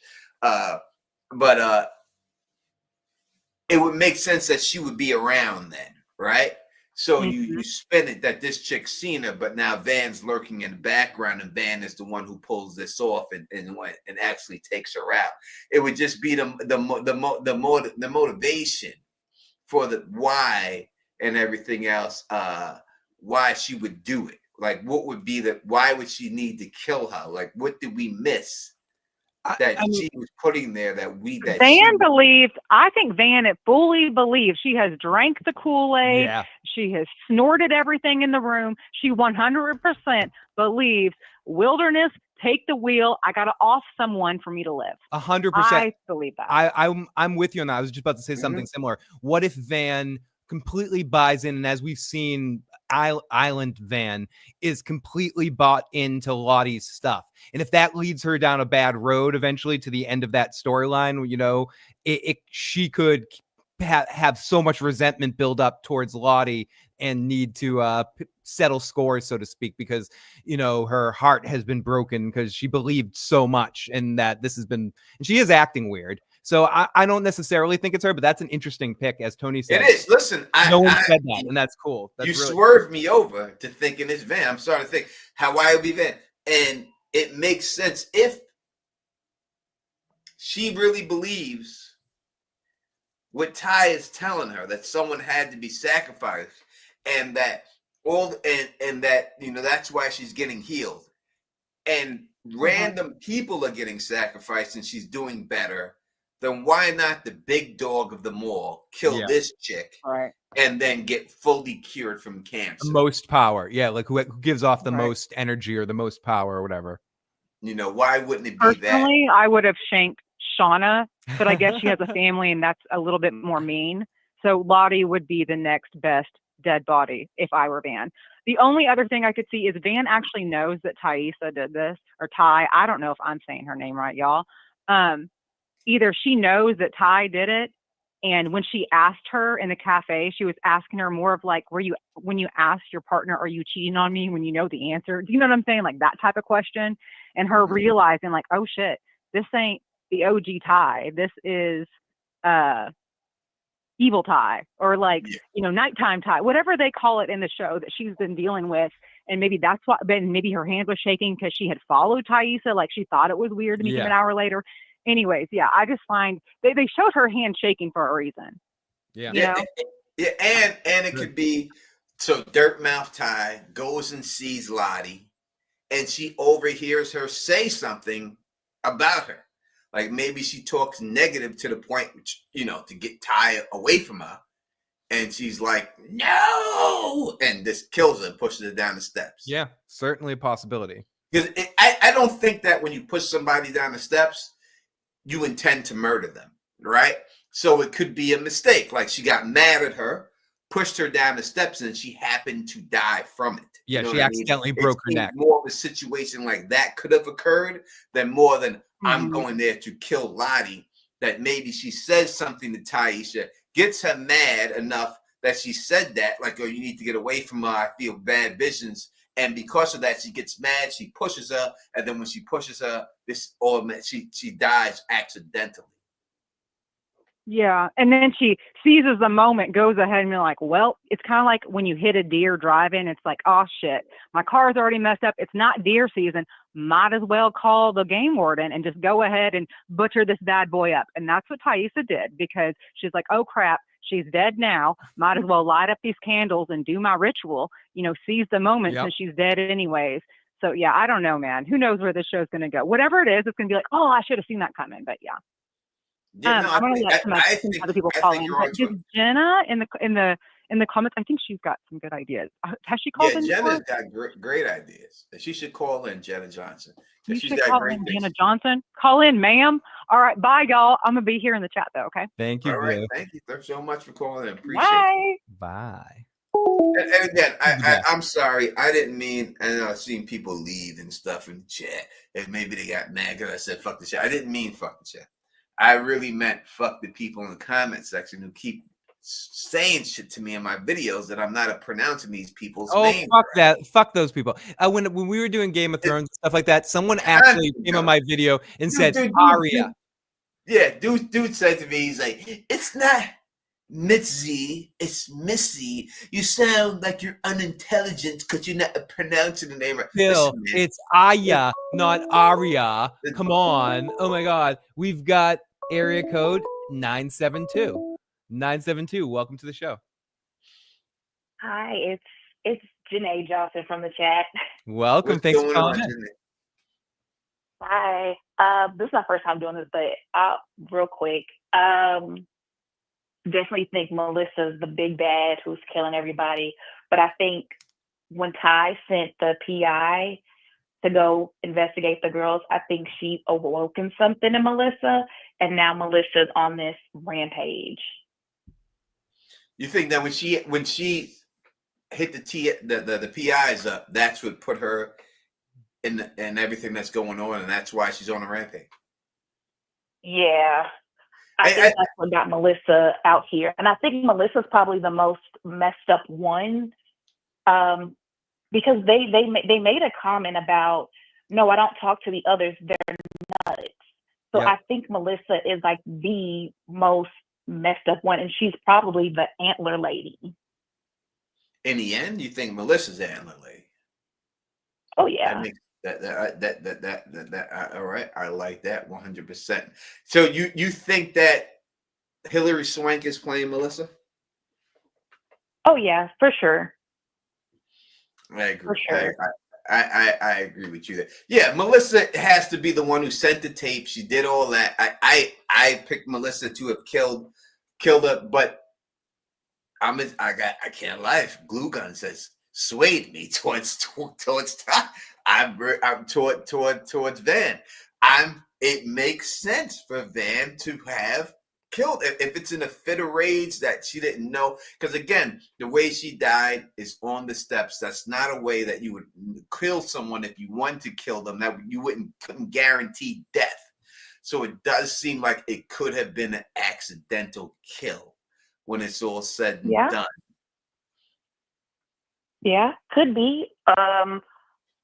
Could be that that's how she, Van could have did it. But I know this.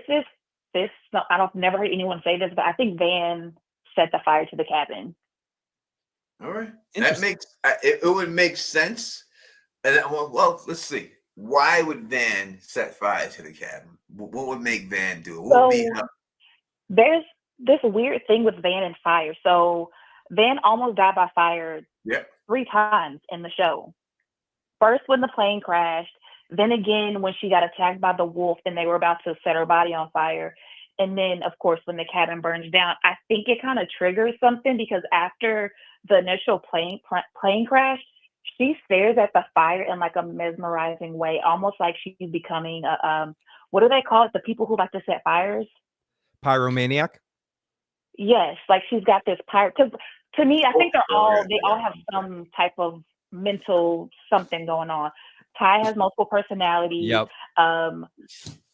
What's her name? Shauna is a sociopath. A narcissist as well. She's also like a fucking narcissist. And I think you're right in the sense, especially like even if whatever about Melissa, like she's more messed up than everybody else. And I think they did make it a point to say that they do stay away from some of those other girls. And because of the way she was influenced by Shauna and kind of pushed to do some other stuff, like with the like cutting and being Shauna's sort of button person to commit some of the more violent acts for her, I think that's going to have such a profound effect on her long term, and that could cause her to be extra messed up in the future, and which is why they stay away, and which is why when she comes in, it's going to be kind of scary either way, even if she's not necessarily the one. But did Shauna influence her, or is she influencing Shauna? That's a fair question, but I think maybe I'm auto-correcting my mind because of my natural hate for Shauna, that I'm blaming Shauna for it all. But you're right. Like, who is influencing Shauna? Shauna is in a weird fucking situation where she lost her best friend, lost pregnancy, all that sort of, like, is this other girl manipulating Shauna, or is Shauna manipulating her? That's a damn good question. I think Shauna's been the psychopath from the beginning. I don't think it's because she lost the baby or because her friend's been mean to her. I think she's been, again, when Melissa talks to her, she says, basically, you came into your own here. Like you've came, like ever since this, now you've been assertive. I mean, when she fights Lottie and she beats the shit out of Lottie, that's who she's been. Yep. She just didn't all of a sudden become that maniac person fighting. She's been built up and crazy on the inside. She was like that before they left, Tony. Show. Yeah, she was narcissistic and shit before they even left. Like before they even got trapped. She was always like that, but no one ever saw it because she was hiding behind Jackie, who's clearly a narcissist. Yep. Mm-hmm. So you never saw, but now that Jackie is gone, you can see Shauna is nuts. Yeah, and she slept with Jackie's man. I mean, yeah, that's what I was just like. She totally slept with Jackie's man before they even left. Yeah, you know what I mean? So she was always jealous of Jackie. She always wanted to be Jackie. Yes, and I don't know if you caught this, but she never tells him that she loves him. There's a scene where they're in the car, and he's like, it's after they leave Jackie's parents' house, and he's like, I would have never married Jackie. I'm so in love with you. And she just grabs his hand. She never says it back. She doesn't have those emotions at all, even towards her daughter. She doesn't have it. And I think it's because she just wants to be Jackie.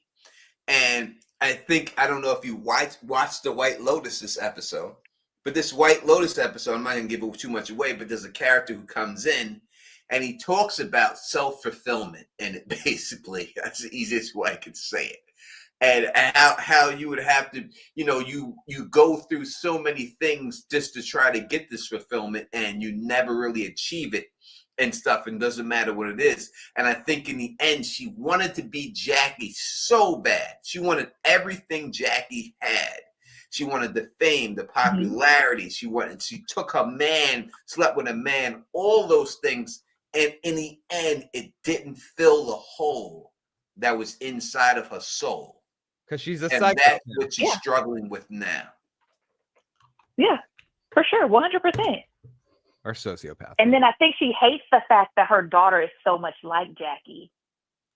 Because Because I think they made a point, like when she gives Callie the necklace, she's wearing a striped shirt, which whenever they show Jackie with the necklace, it's always Jackie in this same striped looking shirt.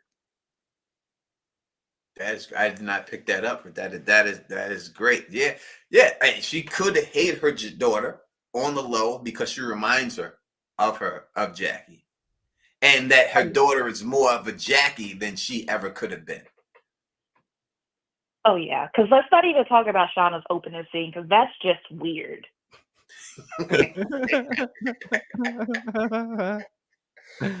I hate Shauna, man. I mean, You're at this is the Shauna hate club. So I hate her. Welcome, Jenna. Yeah, I don't like any of them, but Shauna's definitely at the bottom of the list. I like Natalie a lot, but Natalie's obviously adult Natalie. I like Natalie too. Yeah. I think Natalie's generally the good one of them all, and that's why she suffered with all the drugs. She's smart, and she's dealing with it the best. You know what I mean? She would not eat people if she didn't have to eat people. I really believe that. Oh yeah. And I think that was her downfall, is her humanity. She just wasn't built the way the other girls were. Yeah, and I like Misty too, but she's crazy, but I like Misty. Is she crazy? I had a hate-love relationship with Misty. Young Misty is a pain in the ass, but older Misty has her shit together. Like I don't think she's crazy that you could define her as crazy. I just think you could say she's a little eccentric. Yeah, she's a little eccentric. She got a little quirks to her. If Shauna is a psychopath, she's a sociopath for sure. I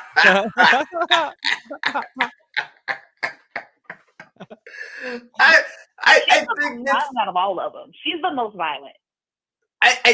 She didn't. She's the most casual. She's the most casual with violence. Absolutely, she's the one that would most easily stab someone without caring.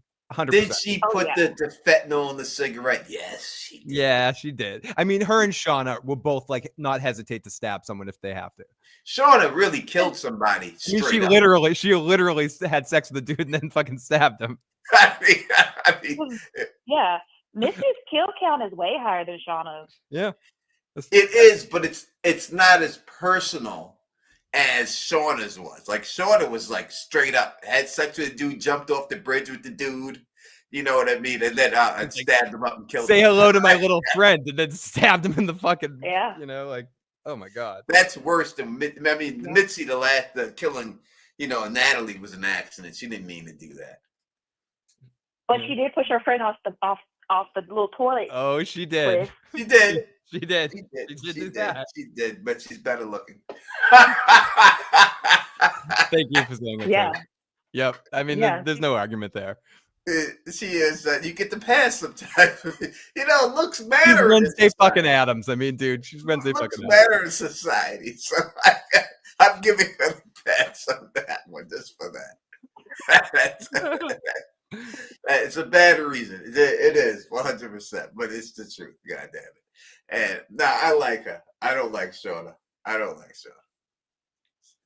Oh yeah, no. But I don't think there's a real wilderness. I think they all accept that. Except for when they all get together, they end up with this shared psychosis. It's just all made up. They're just all nuts. Yeah, there's no magical power there. It's the gas from there that's influencing them.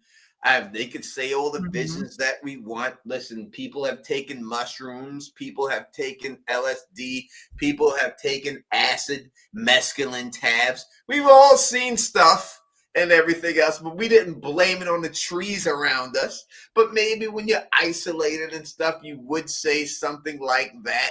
You know, there's no mystical nothing in this show. This is just people. I once No. in an alternate situation, or I once heard a story about a guy named Phil that was under the influence of such substances, and I swore that a painting on the wall had a hole in it, and it was like a magical hole that I could reach into. And the whole night I was like bringing everyone to it. Look at this magical. It was just a painting on the wall of like the Pink Floyd, the wall logo with the scream. And I was like, it's a hole we can all dive into.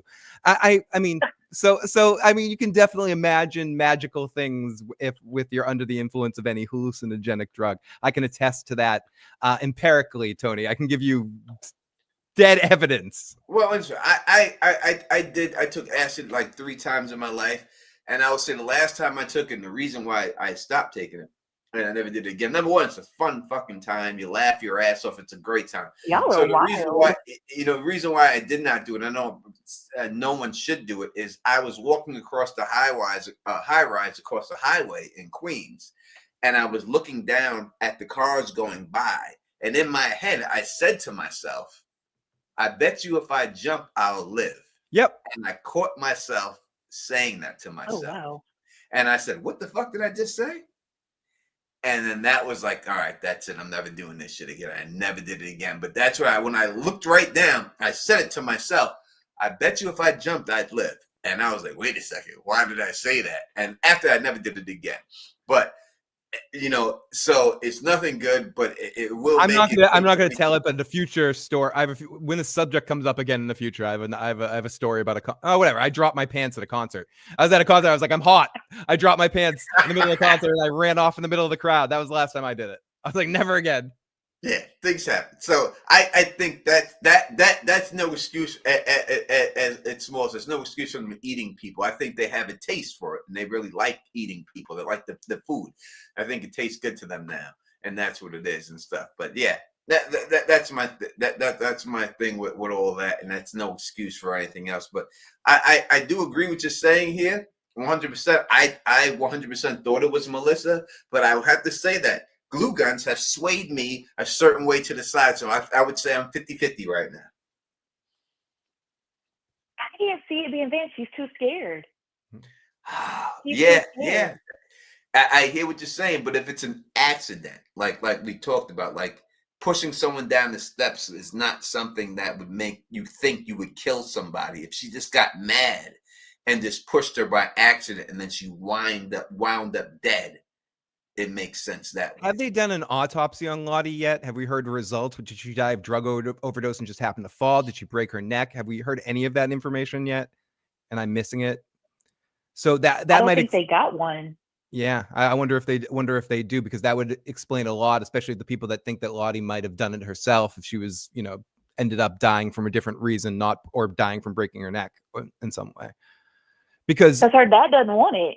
Yeah, he doesn't, which is interesting, which is just kind of yada-yadaing her death. I'm like, just get the fucking damn thing, come on. Yeah.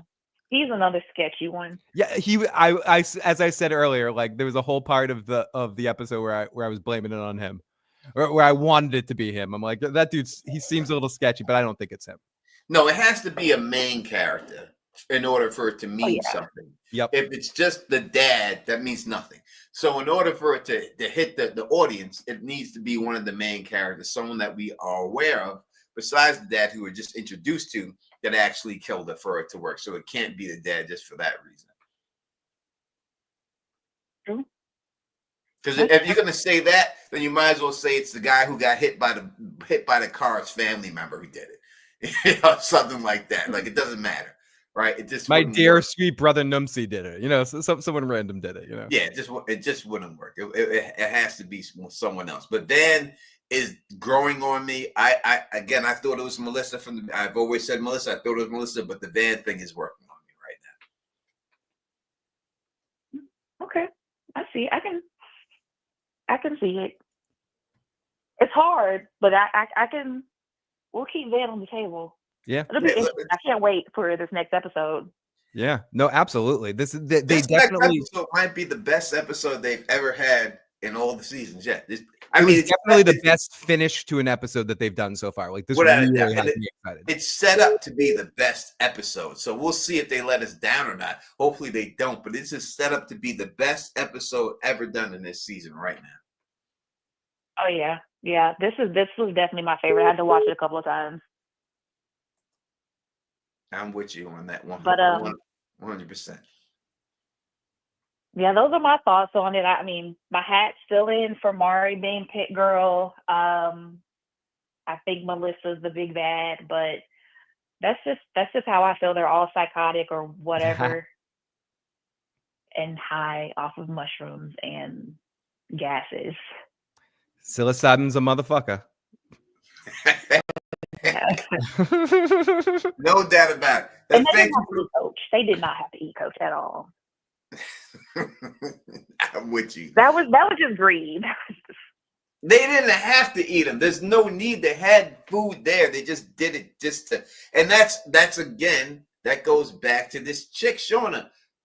There's no need. She's the one who did it. She's the one who pushed it. She's the one who wanted to hurt Nat by doing it. She's the psycho of them all. It's her. She's the big psychopath. Yeah. Even her being mad at him the way she was, it just didn't make sense to me. No, because she wants to kill people. Like, she's got it in her. And again, like maybe when she says, she lit the fucking fire. Oh, yeah, like when she says to her daughter, "You don't want to see the side of me," or whatever she said, like it's coming back from her. That's who she's always been. That's who she is. And she has pretended to be this moderate, this great housewife and everything else. But deep below, it's her jealousy of wanting to be her best friend, and she never got the chance to be that girl, and she's just mad about it, and this is expressing it in this way. Yeah, I think they all have this weird, that's why they keep pushing for this wilderness thing, because they miss it. Because Natalie even said, she said, I used to have a purpose, but then they got found, so now she doesn't have a purpose. I think they all have, like, they're missing this piece of them. And that's the wilderness. Yeah, and because as Missy said, you know, Mitzi wanted, that's exactly the reason why she broke the thing from the airplane, because as she was finally somebody, right? Yeah. She was able to save she mattered to the group. She finally became somebody from all the stuff she did, and that's why she wanted to stay there. And maybe they all got a little bit of piece of that, of who they were in there. And that's why it drives them to want to go back there and everything else. Yep. And for Van and Taissa, it's that being in love there. You know, that's where they fell in love. I don't think Taissa loves Van. I think when Taissa says the love of my life is sick, that's not Taissa. That's bad Taissa. He's the one who's in love with Van, not the real Taissa. Interesting. That works. I can understand. I could see that 100%. And again, as you said, yes, this is where they fell in love. It's the time stopped there, right? You can again, and I tell people this, and I've said this myself about, you know, you can always, and I'm one of my the Don Tony Teflon quotes here. Y'all can write this down. You can always go home, but you can never go back. And I've said that because I go back to Queens all the time to my home, but it's not the same as the time I was there when I was growing up there. Like, so even when you go back home, it's not the time frame that you expect it to be and everything else. And there's a whole bunch of new people there. So it could be a situation like that, like the island's home, you know, and it's always been like that, but you can't go back to that moment when they first met and everything else like that from there. And that could be a situation that she's dealing with. Yeah, yeah. And I think that's that for all of them. They all have that. That's why they can't adjust. They're just empty shells of people here in New Jersey. But when they were up in the Canadian forest, they were their most authentic self, because they were all of their mental illnesses that they had. So like I said, Lottie's a schizophrenic. They were all free to be these people. They didn't have to put on a mask and pretend to be something else, which is ironic because they wear a mask in the wilderness.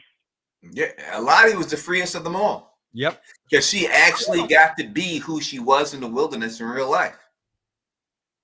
Yeah, Like all of them.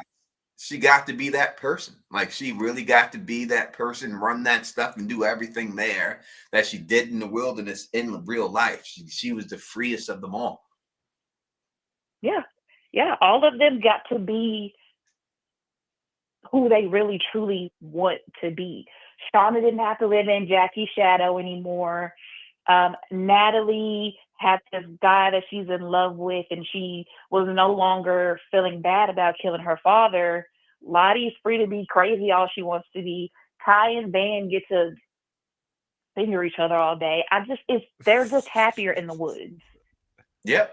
I agree with you 100%. What up to Christine Jellybean, and what up to Julie B Deep Dives in the chat? I think I'm going to be on Julie B Deep Dives on Friday. I'm going to her channel on Friday to do some from theory discussion over there and stuff. I think that's the date, so I'll be over there rocking with her then.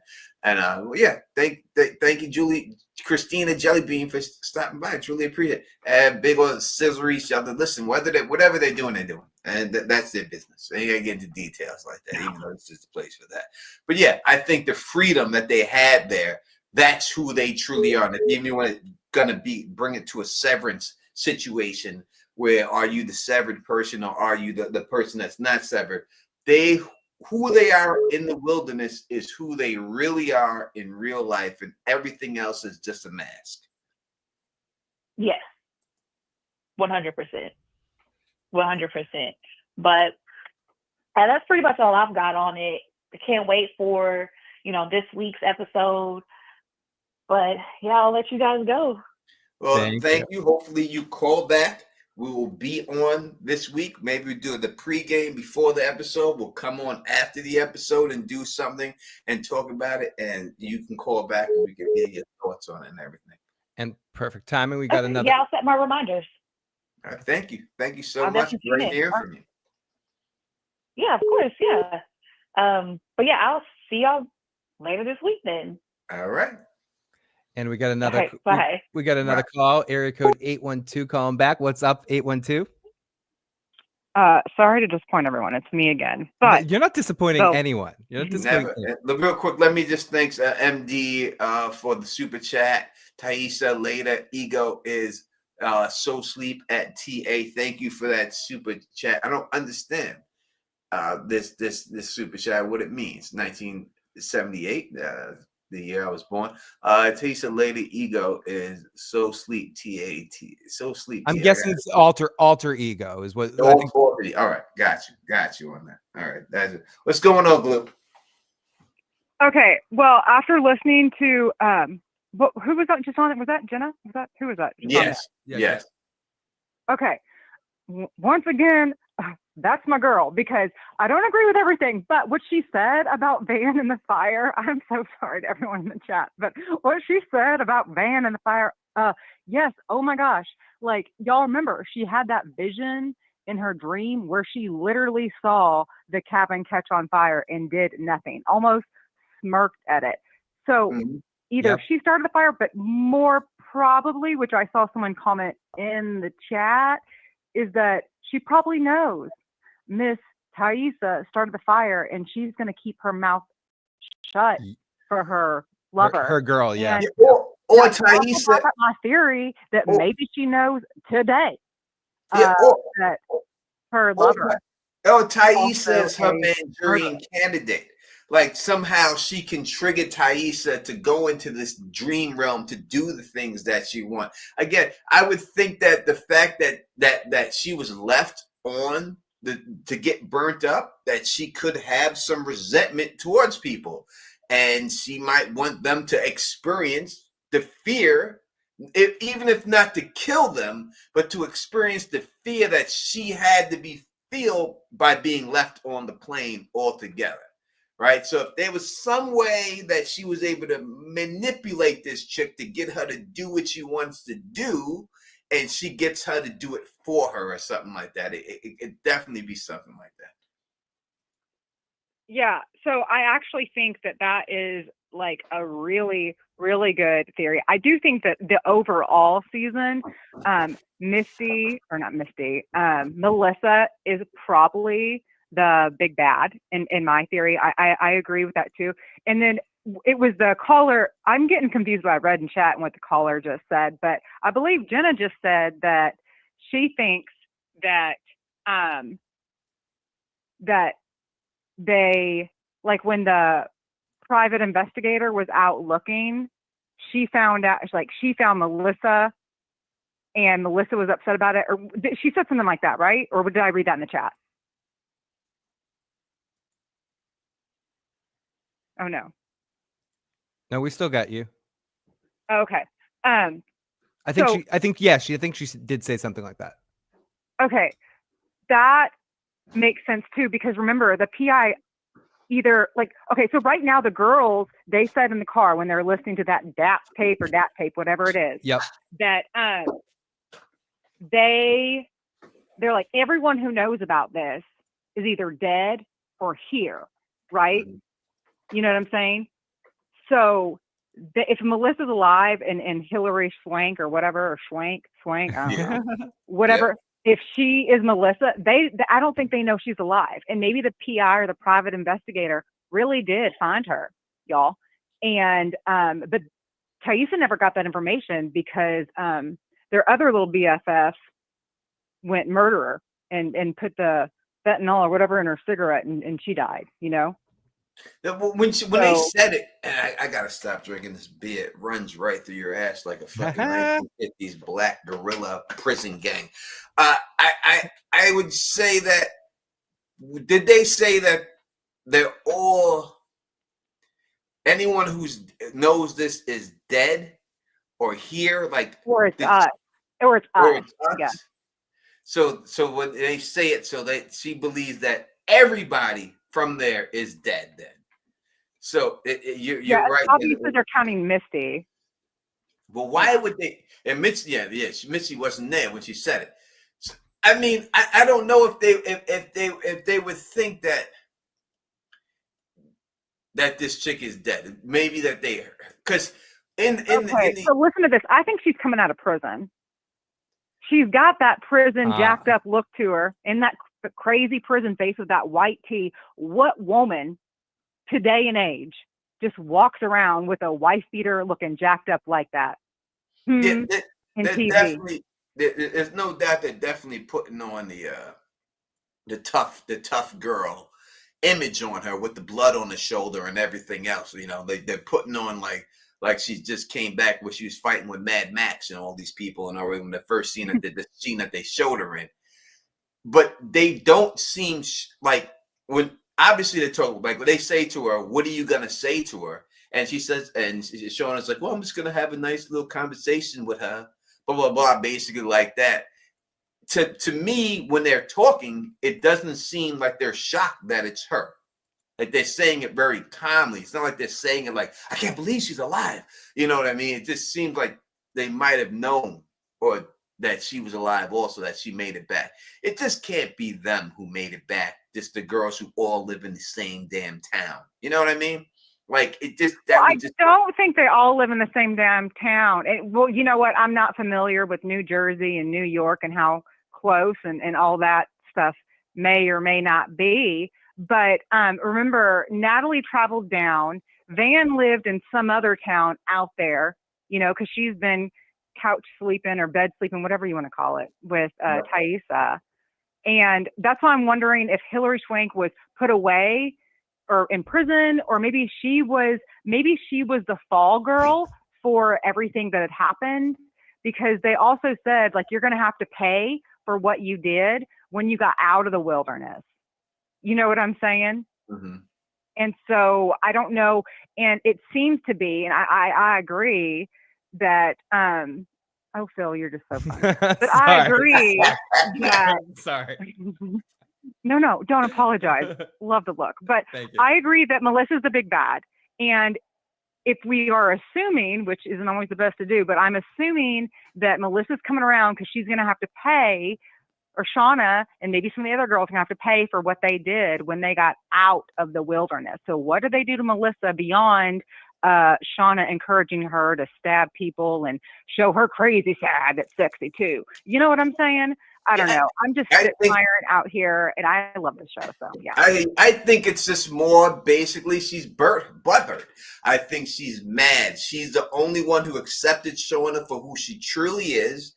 And when Shauna gets out of this place, she just disses her and acts like it never happened. I think that affects her for her whole life. Because you could just see it the way, Shauna manhandles her and kisses her and just like she's just about it. You know what I mean? And you hear that, I wonder if she makes her wear Jackie's clothes when they have sex. So, showing that Shauna was really wanting Jackie and not her, but she's settling for her. And I think that this chick is really just that hurt that Shauna dissed her, and that's why she's doing it. And something must have just, snapped in her to say, you know what, I'm gonna get back at you right now, and this is why she's trying to get back. And again, Shauna says that it's a personal and everything else and all that and all that good stuff. So that's what I think is. I think Ben Theories came in here. I didn't see his thing, but I think I seen someone say, "What up, Real?" So if that's the case, what up to my brother Real? And what up to my brother Taryn Matheroom, who says the From MGM April Fool's Post Season 3's surprise triple episode extended. Listen, man, when we talk about titles to a post, I almost ran out of breath reading this. So let's that was like Apollo Creed's like these. Let's go through it again. The From NGM Plus April Fool's Post Season 3 surprise triple episode extended alternate ending secret series finale multi spinoff reunion cameo is coming. So look forward to seeing that from her. And again, I said it on my prior stream. Let me say it again. Thank you for the Amazon review of the book on there. It's truly touched me in the right way, pause. And I appreciate you doing that 100%.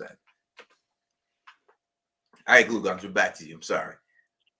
Oh no, please don't say sorry. I take all this time up. Forgive me, y'all. But yeah, so but that is another reason, by the way, what you're saying is like, why is she coming back now? That's kind of why I feel like Hillary Swank. How do y'all say it? How do you say it? Swank. Steve Sanders' girlfriend. Yeah. Okay. Well, Miss Hillary, I believe that she has been locked up, and that's why she's like, today's the day. I don't know, what do you get, 20 years for manslaughter? I don't know charges like this, but maybe she's just now coming out. And that's why, or she was put in an institution, although they already did that with Lottie. So I don't know. All these girls are messed up though, because Natalie was also in rehab. I mean, this messes all of them up severely, except for Shauna and Misty.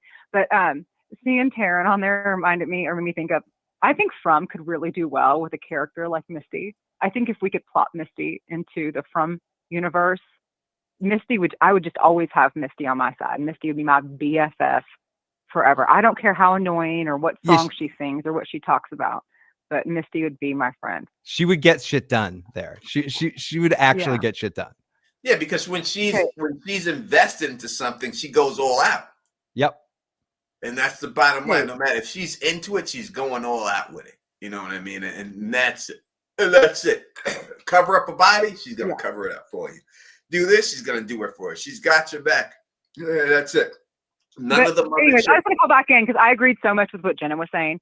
And I wanted to say, even to add on, to piggyback on top of her theory about the fire. Yeah, Van even saw fire in her vision. And didn't she get saved by fire too when the wolves or whatever were attacking her? Didn't they use fire to save her? Or am I imagining that? No, I don't think you're imagining that. I think that's how they got the wolves off her. Okay, I'm going to get off here for real. Let someone else call in. Okay. Bye, y'all. See you in the chat. Bye, Glue. Thank you. Real Cinema Theory is a dude who really fit into, goes into the gym a lot and married a fair-skinned woman and having Marital problem. Was there not real theories in there? But it was a different reel. I think it was a different reel. Oh, I'm sorry. I thought it was my boy real. But real was in our last stream. He actually got one of the memberships when someone gifted memberships. All right. That's what. Maybe he's in this stream, just hiding in the back. Yeah, he might be ninja in the back. He might be ninja. he was during the From stream. You know, a lot of people do that. Oh, I do it. I got busted the same way. I got a membership. People, I like when I'm like lazy and I'm like, Yeah, I watch from my television set a lot, so I don't, so I can't get those benefits. But I usually watch it on my television, and that's why I can't really comment or anything else like that until someone says something that makes me have to grab my phone, and I have no choice but to comment. Yeah, sometimes I'm also watching from my television. I use it a lot on the YouTube app on my TV and stuff like that. Especially now that you can kind of put up the chat, so you can see the chat too, which is pretty cool. Yeah, well, I mean, when I look at my statistics, I would say that it's up to like 45% watch from that television set now. Yeah. So just about half people. The rest, most of the people from the phone, but it's almost overtaking the phone that people are watching from their television sets right now and all that. Same. I was just babbling younger version. So, but Yellowjackets is awesome. I'm glad that we're covering it and we're talking about it because as much as Severance is getting a lot of the attention, both these shows are killing it right now, doing with awesome seasons. And I'm not saying that Severance doesn't deserve the attention. It's doing a really good job. But why can't they all be off? This From and Severance, we're at a renaissance of mystery box shows. All three of these shows are fucking awesome. I would say the last two episodes of Severance weren't the greatest. But I like the last one, but not the episode before. But I think they deserve it. They've done so many great episodes. It's okay not to have two good ones. You know what I mean? Does it hurt that it's two at the end of the season? One's the end. I think it does hurt a little bit. But listen, not every episode of Sopranos was great. I mean, it's hard for me to find one that wasn't. Not every episode of Columbus Day One hit is a hit. The one where Hesh has a song and like Chris and Adriana are in the music industry and stuff. That's a shitty episode of The Sopranos. But do they have a moment like? I would say when it comes to television shows, like huffing ether. You mean like? Sorry, like there's a moment in there where like the scene transcends the show, where the scene is so amazing that it transcends the show. In Sopranos, I would say that moment is the Carmela Tony fight, right? Yeah, the White Caps episode, I believe. That fight between the season 4 finale. Yeah, that fight between them is the greatest argument. Like anyone who's ever been in a relationship argument, what I tell you to watch that episode, and it's like a mirror to like a real fight. It's the greatest fight ever shown there. I don't know if Severance has had a moment like that. I'll even say in this episode of White Lotus, this last one, this conversation. If you didn't see it, this conversation is that type moment. Like that conversation, I don't want to give too much away, was one of I would say the weirdest, but one of the greatest things put on center. The guy doesn't win Best Supporting Featured Actor on this show just from that one conversation. I don't know what's going on with it. I think he's got it locked in the bag just from that conversation. The monologue, I would say it's a monologue, right? We look at it as a monologue. Is there a monologue on Severance yet that has happened here? Is there a monologue on Yellowjackets that comes to that level? Yeah, Tony, absolutely. There's Better Call Saul has a handful of them, but like, is there a moment like Michael McKean's character on the stand, like, or the moment with Howard towards the end of the series that happens that matches what Better Call Saul did or stuff Breaking Bad did? I don't think quite, or stuff The Wire did in almost every scene. Like it's hard to match. I would say the monologue is Marlo in the jail cell. My name is my name. Like that monologue from My Name Is My Name is a crazy monologue scene with him right there. I think that works there. Glue Gun says, remember when Lottie went to the mall in her dream as a teen? She stole clothing and ate Chinese food in her dream. The same day she dies, the same thing happens. I need to rewatch that dream episode. Listen, yes. I don't think she ate the Chinese food this time or anything else, but you're correct on that and everything else. And she did go stealing food. they are playing with premonitions of people and the wilderness being alive at the same time. Do you think there is magic or some sort of element of real supernatural energy going on in this series in any way, shape, or form? I know a lot of people do. Is the energy that they feel and all of that stuff real to you in any, or do you think it's real? Or do you think, as we've been talking about, I think you answered this a few minutes ago, like you think it's that it's more hallucinating in some way?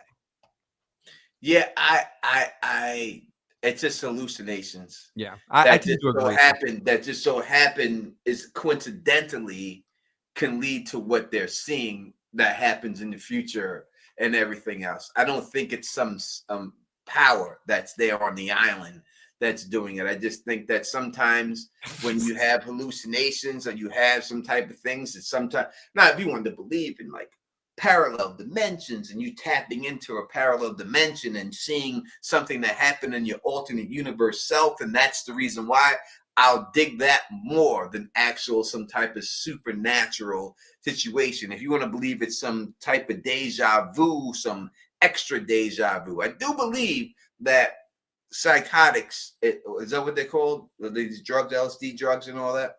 It's psychotics? Are they called psychotics? Maybe I made that up. But I do believe that these drugs do have the ability to open your mind in different directions than your mind would normally be open, like LSD and things like that. Though I've never done LSD or anything like that. I do believe that there's something to it. Like obviously we know that humans don't use the majority portions of their brain. So I do believe that it makes you feel, Tony, it makes you feel every single emotion and thought that you've ever had. Like you can feel any emotion at a rapid speed at any time, and you perceive images in weird, like alternative waves. Like, wait, I said waves, but ways. Psychedelic. I'm sorry. There you go. Thank you very much, son. I'm psychotic. Yeah, psychedelic. It's the word. Thank you so much. Mescaline, mushrooms, acid, all psychedelic. I do believe. I mean, marijuana is a psychedelic drug, but a very light one. The CIA tested stuff for Manchurian candidates using these drugs. There is some truth to it that it's Timothy Leary had all of his experiments and all of his stuff. Yeah, Steve Jobs said that he wished that Bill Gates took it with him. The Beatles did it before Sgt. Pepper's, and around that time, or actually around the time of Who and Rubber Soul, which really opened up and changed their music. Yeah, so I do believe that it does have the ability to do that to you. So for that is what I think is going on with them, not supernatural stuff. Like there's some supernatural creatures that's actually an entity in this place that's helping them. Oh, this could connect the licking the toads and the frog listeners. Maybe it's all connected. If someone left a comment, I wish I could find it, about these frogs on one of my videos. I know I'm not going to be able to find them. I'm drinking and shit, so I'm not even going to look for it. But someone left a comment about the frogs and how the frogs, like they have something to do with the gas and the natural energy and all this other stuff and things like that. And that's how it's all connected and stuff. Sorry. I left a thing on I just put like a post with Kermit licking Miss Piggy's ass and shit up on my Facebook page. Kermit's a smart guy. And it was like when you're going for an interview and they pull up your Facebook page and Kermit's just standing there like this. He got a picture on the side. He's licking Miss Piggy's ass and stuff. Like, I've done been a job interview where they pulled up my Facebook page. I don't know if that's a thing that they do that now or something like that or anything like that. You know what I mean? But there's nothing wrong for Kermit doing. I mean, frogs are known for their tongues for a reason, right? So you might as well get the use out of that motherfucker. You know what I'm saying? Miss Piggy had her pick, and look at Gonzo. If she didn't pick Gonzo with what he has going on, Kermit must be doing something right. Yeah, I mean, Gonzo would hurt. I mean, that's a goddamn. I don't know. I'm sure the right person could figure out some uses for Gonzo. That's an umbrella handle, bro. Yeah. I don't know. I don't know anyone who could use an umbrella handle for anything. Like that wouldn't be the choice. If somebody said, "Hey, I got a zucchini or an umbrella handle," I don't know if those going for the umbrella handle. I don't know if they was going for that. If they are, I don't want to know. I don't want to know at all. But yeah, I mean, we got to get back to the topic here. We'll be on here for a little bit longer. If you want to call in, you know the number. you know the number. You want to call? We had over 60 people here for the first ever. No, that's real. That's actually really good stream, which is very good for the first stream, which is amazing. In all honesty, for the first stream. So I'm glad that y'all have. No, we truly appreciate every single one of you. This is a new first show that first time we've talked about this in a live. It's hard to get people when you're breaking into a new live and stuff. So we appreciate each one of you guys that are here, and make sure if you're here, you hit that like button, you hit subscribe to both our channels, and do all of that stuff. And we're going to be talking about the rest of the season here and there. Yeah, we'll be able to talk about the rest of the season and what's predictions for the next season, and we'll be back for the Last of Us. And again, if The Last of Us, you can find it on Fill the Issues Guys channel with the one, the only Joe Dirty Locks. We'll see if we can get Joe out of cobwebs. We'll get Joe out of there. So go check out. Make sure you subscribe if you want to hear The Last of Us from Phil the Issues Guys, Joe Dirty Lock. I will be doing my own videos, and Phil will be coming over and joining us. And eventually, we would do a whole master stream with all of us together. And I know Tony has to get up, but Tony's welcome to join us on any Sunday night he wants to pop on. So. I ain't gotta get up. I ain't got no job no more. But yeah, if when the last if you want to jump, job, Phil, I'm broke. I got no job. You're more than welcome to join us on Sunday night. You're more than welcome. I would not intrude on y'all two streams. No. My over under on Joe actually making it to every show is rare. So if it's a show that Joe can't make it, then I definitely will come on. But I will never intrude on the classic Phil and Joe Dirty Lock stream and everything else. But I'll just sit back and enjoy watching it and stuff. But if Joe cannot make it, I will definitely do my best to sub in for him. In fairness, I just shut up and let Joe talk anyway. Joe's just like, it sucks. It fucking sucks. Game, Show's over. What's better? Joe, do you want to talk about what's happening next? No, it sucks. Let's go on. Let's move on. Why don't people invite me on? No, that's why, Joe. No, he doesn't care. He doesn't care. I love that. Listen. It sucks. There are only two people from that state that I actually like. I love y'all, but y'all are the only ones for that state. No, I hear you. He's a worse Boston person than I am. I hated that show. It was dumb. It's dumb. Everything else. I hate that show. It's dumb. It's correct. All right. Let's before we wrap this up. Unless someone else is going to call in, let's go through. Yep. What we expect to see in this episode coming up real quick right now. All right, they got the Froggers captured. Do you think the Froggers die this episode, or do you think they extend it? I mean, it's interesting to me what's going to happen immediately. Are they going to? And I said this earlier. Are they going to like rush the Froggers immediately and chase after them? Or are they going to lure them into like it's going to be okay? Sit down for a second. But in that situation, I assume Shauna is going to be like, get them, kill them, grab them. Like, and it's going to be an immediate chase, right? Is that how it's going to start? And I think you mentioned it earlier. I think one of them or a few of them might get away. They're going to get at least one of them and kill them. And then one will go away. I think those people, some of them die in the next episode, but not all of them. I hear you. All right. Thank you for the gifted membership, Dita. I truly appreciate it. And Doc, so I'm from Massachusetts. All right. I will not consider you. Cool, Doc. All right, I will not consider you a masshole then, Doc. I will not consider you a masshole. You get the masshole. Yeah, I am. Obviously, you see the hat, right? You see, I am 100% from my state in New York. So understand that I hate the fucking Red Sox. But Tony's going to take a zip line to Massachusetts. I hate the Celtics. Oh, I mean, how can you hate the Celtics? They're the greatest team of all time, Tony. I hate everything. How can you hate the Celtics? How can you hate I love Cheers. It's one of my favorite shows of all time. I love Cheers. How can you hate Bill? How can you hate Bill Russell? 11 championships in 13 years. How can you hate that? Because I'm a Knicks fan. That's How can you hate them? 11 championships in 13 years for Bill because Russell. I'm a Knicks fan. That's Yeah. why. That is why I'm a Yankees fan. Hey, And I'm also from Queens, so I love the Mets too. And yo, fuck that. The Mets fuck the Red Sox plenty. That's right. That's the only benefit we get, right? So I that's why it's just state rivalry. It's just what it is, and that's just the It's fun. It's the way fun. it goes. It's fun. It is fun. As when I was hanging out with Mark Wahlberg's oldest brother. His name is Jim Wahlberg. You probably never heard of him and stuff. All the Wahlberg brothers, but the oldest brother's name is Jim Wahlberg. And I was He hanging out. Is he the one that like runs marathons and shit like that? Or No, he's the one he was in prison and everything else, and they kind of hide him and shit from all of them because of it and everything, Jimbo. But he was the one, like he was going to take me to a Red Sox game there and everything else with the owner and all that stuff. And he was telling me, you can't wear your colors if you come with me, Tone.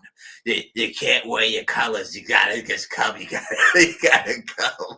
Yeah. And he's, you know, and he's the one, he's a cool cat. I got nothing but love for him and everything else. You know what I mean? And he was the one who's going to get me out there for the game and everything. He's like, I'll take you to the owners, like I said, with the owners and everything else and all that good stuff. Everything. But he's the one who said to me, we have to be proud that we're in the greatest rivalry in sports history. And we truly get to experience because we're from these states. Yeah. And other people aren't really from it. They just, you know, it's not the same as when you're born there and everything. He said, so you really got to appreciate it. Real cinema therapy. So I thought they were bird watchers. Has been confirmed by the show that they were frog listeners. So they're not bird watchers; they're frog listeners. That the show confirmed that and stuff and all that stuff. So that is what it is. They're listening for frog noises. That's why they were out there. New York pizza, New Haven pizza, neck and neck. He's talking about Connecticut pizza. I didn't even know there was a thing about Connecticut. Yeah, like pizza. the Connecticut bar part. Yeah, I had no idea about it. My high school graduate, high school graduate and Pup Warner teammate, Dave Portnoy, has sort of put it on the map. And yes, I did. I went to preschool with David fucking Portnoy, those of you that know him. And I have pictures to fucking back it up and shit. I should sell those fucking things. But yes, he kind of put and Barstool kind of put the New Haven thing more recently on the map because it's his favorite pizza, and a lot of people sort of connect to his one bite reviews. Yeah, Barstool hire me and Tony. Portnoy hire Tony and I. Yeah, I didn't know until I started talking to this one lady, and I went out on a date with her and took her out to date and spent a little bit of money on her and everything else. And then she found the boyfriend that was closer to home, and she stopped talking to me. And I went to Connecticut, and then she was telling me all about how this Connecticut pizza is a staple, and I had no idea about it. So it really doesn't mean anything to me at all and stuff. You know, so there's no pizza but New York pizza when you deal at like normal pizza. But there are great pizzas out there throughout the world. Yeah, Boston has good pizza, especially East Coast pizza. And I mean, bagels is a different situation. Besides that, you know what I mean. But pizza, you can have great pizza anywhere and stuff. When you're talking about a slice, I love Chicago pizza and everything else, and all deep dish and all that. Deep dish is great. Deep dish is yeah, but it's. When you talk about a slice of pizza, you're talking about New York. You know that there's no better thing of the slice of pizza than New York and all that. That's just the way it goes. And it's like there's no cheesesteak unless it's from Philly. You can find other good cheesesteaks, but if you want a real original Philly cheesesteak, you got to go there. But buffalo wings, you don't have to go to Buffalo to get the best buffalo wings. There are better buffalo wings than in Buffalo. So it's a different situation when you say certain places just they created the food so it just tastes different. It tastes like it's like getting the bagels in New York they're different. It's they're the different. water. They're different. They're different. It really is. People in the world that have only had Lenders or supermarket bagels, you don't know what a fucking bagel is. No, it's really it's really different, and I didn't know that because I grew up in Queens, New York, and I grew up in a place called Kew Gardens, which is affectionately known as Jew Gardens out there. Yeah. And a lot of my friends are Jewish. I was Jehovah's Witness growing up, so Right, I wasn't able to celebrate birthdays, but I was able to go to all my friends' bar mitzvahs. So that was like a really big thing to me that I was able to go to those things and stuff, and you don't know how it is until you really leave. And I grew up with it, so I didn't know. But when I left and I tried other bagels of the place, I was like, this ain't no damn bagel. I was like, what is this? Yeah, this is bread. This is like weird. This is bread shaped like a fucking like bagel. you have no idea when you just grow with it and everything else, you know. So that's where listen. That's where I grew up in my neighborhood and everything else and all that good. So that's who I am, to this day. You know what I mean? And everything else from the people I grew up around and everything else and all that. And like I said, a lot of my best friends and everything else are Jewish and everything and all that. And that's just what it is. So I grew up around, and that's just the way it goes. And I wouldn't have asked to grow up in a different neighborhood in my life than the one I grew up with in Queens, New York, and everything. It's just a beautiful place, and I got beautiful friends and everything else, and loyal friends more than anything else. So yeah, mad cool out there. And it's great to have. I said I grew up. I ate matzo ball soup. I ate knishes. With fucking challah bread, that thick ass. Yeah, I ate challah bread and spicy brown mustard. And I grew up when I ate gefilte fish. I don't eat that shit. I never ate that fucking shit. I ate bagels and lox. I ate all. Lox and Swiss cheese. I have had it all.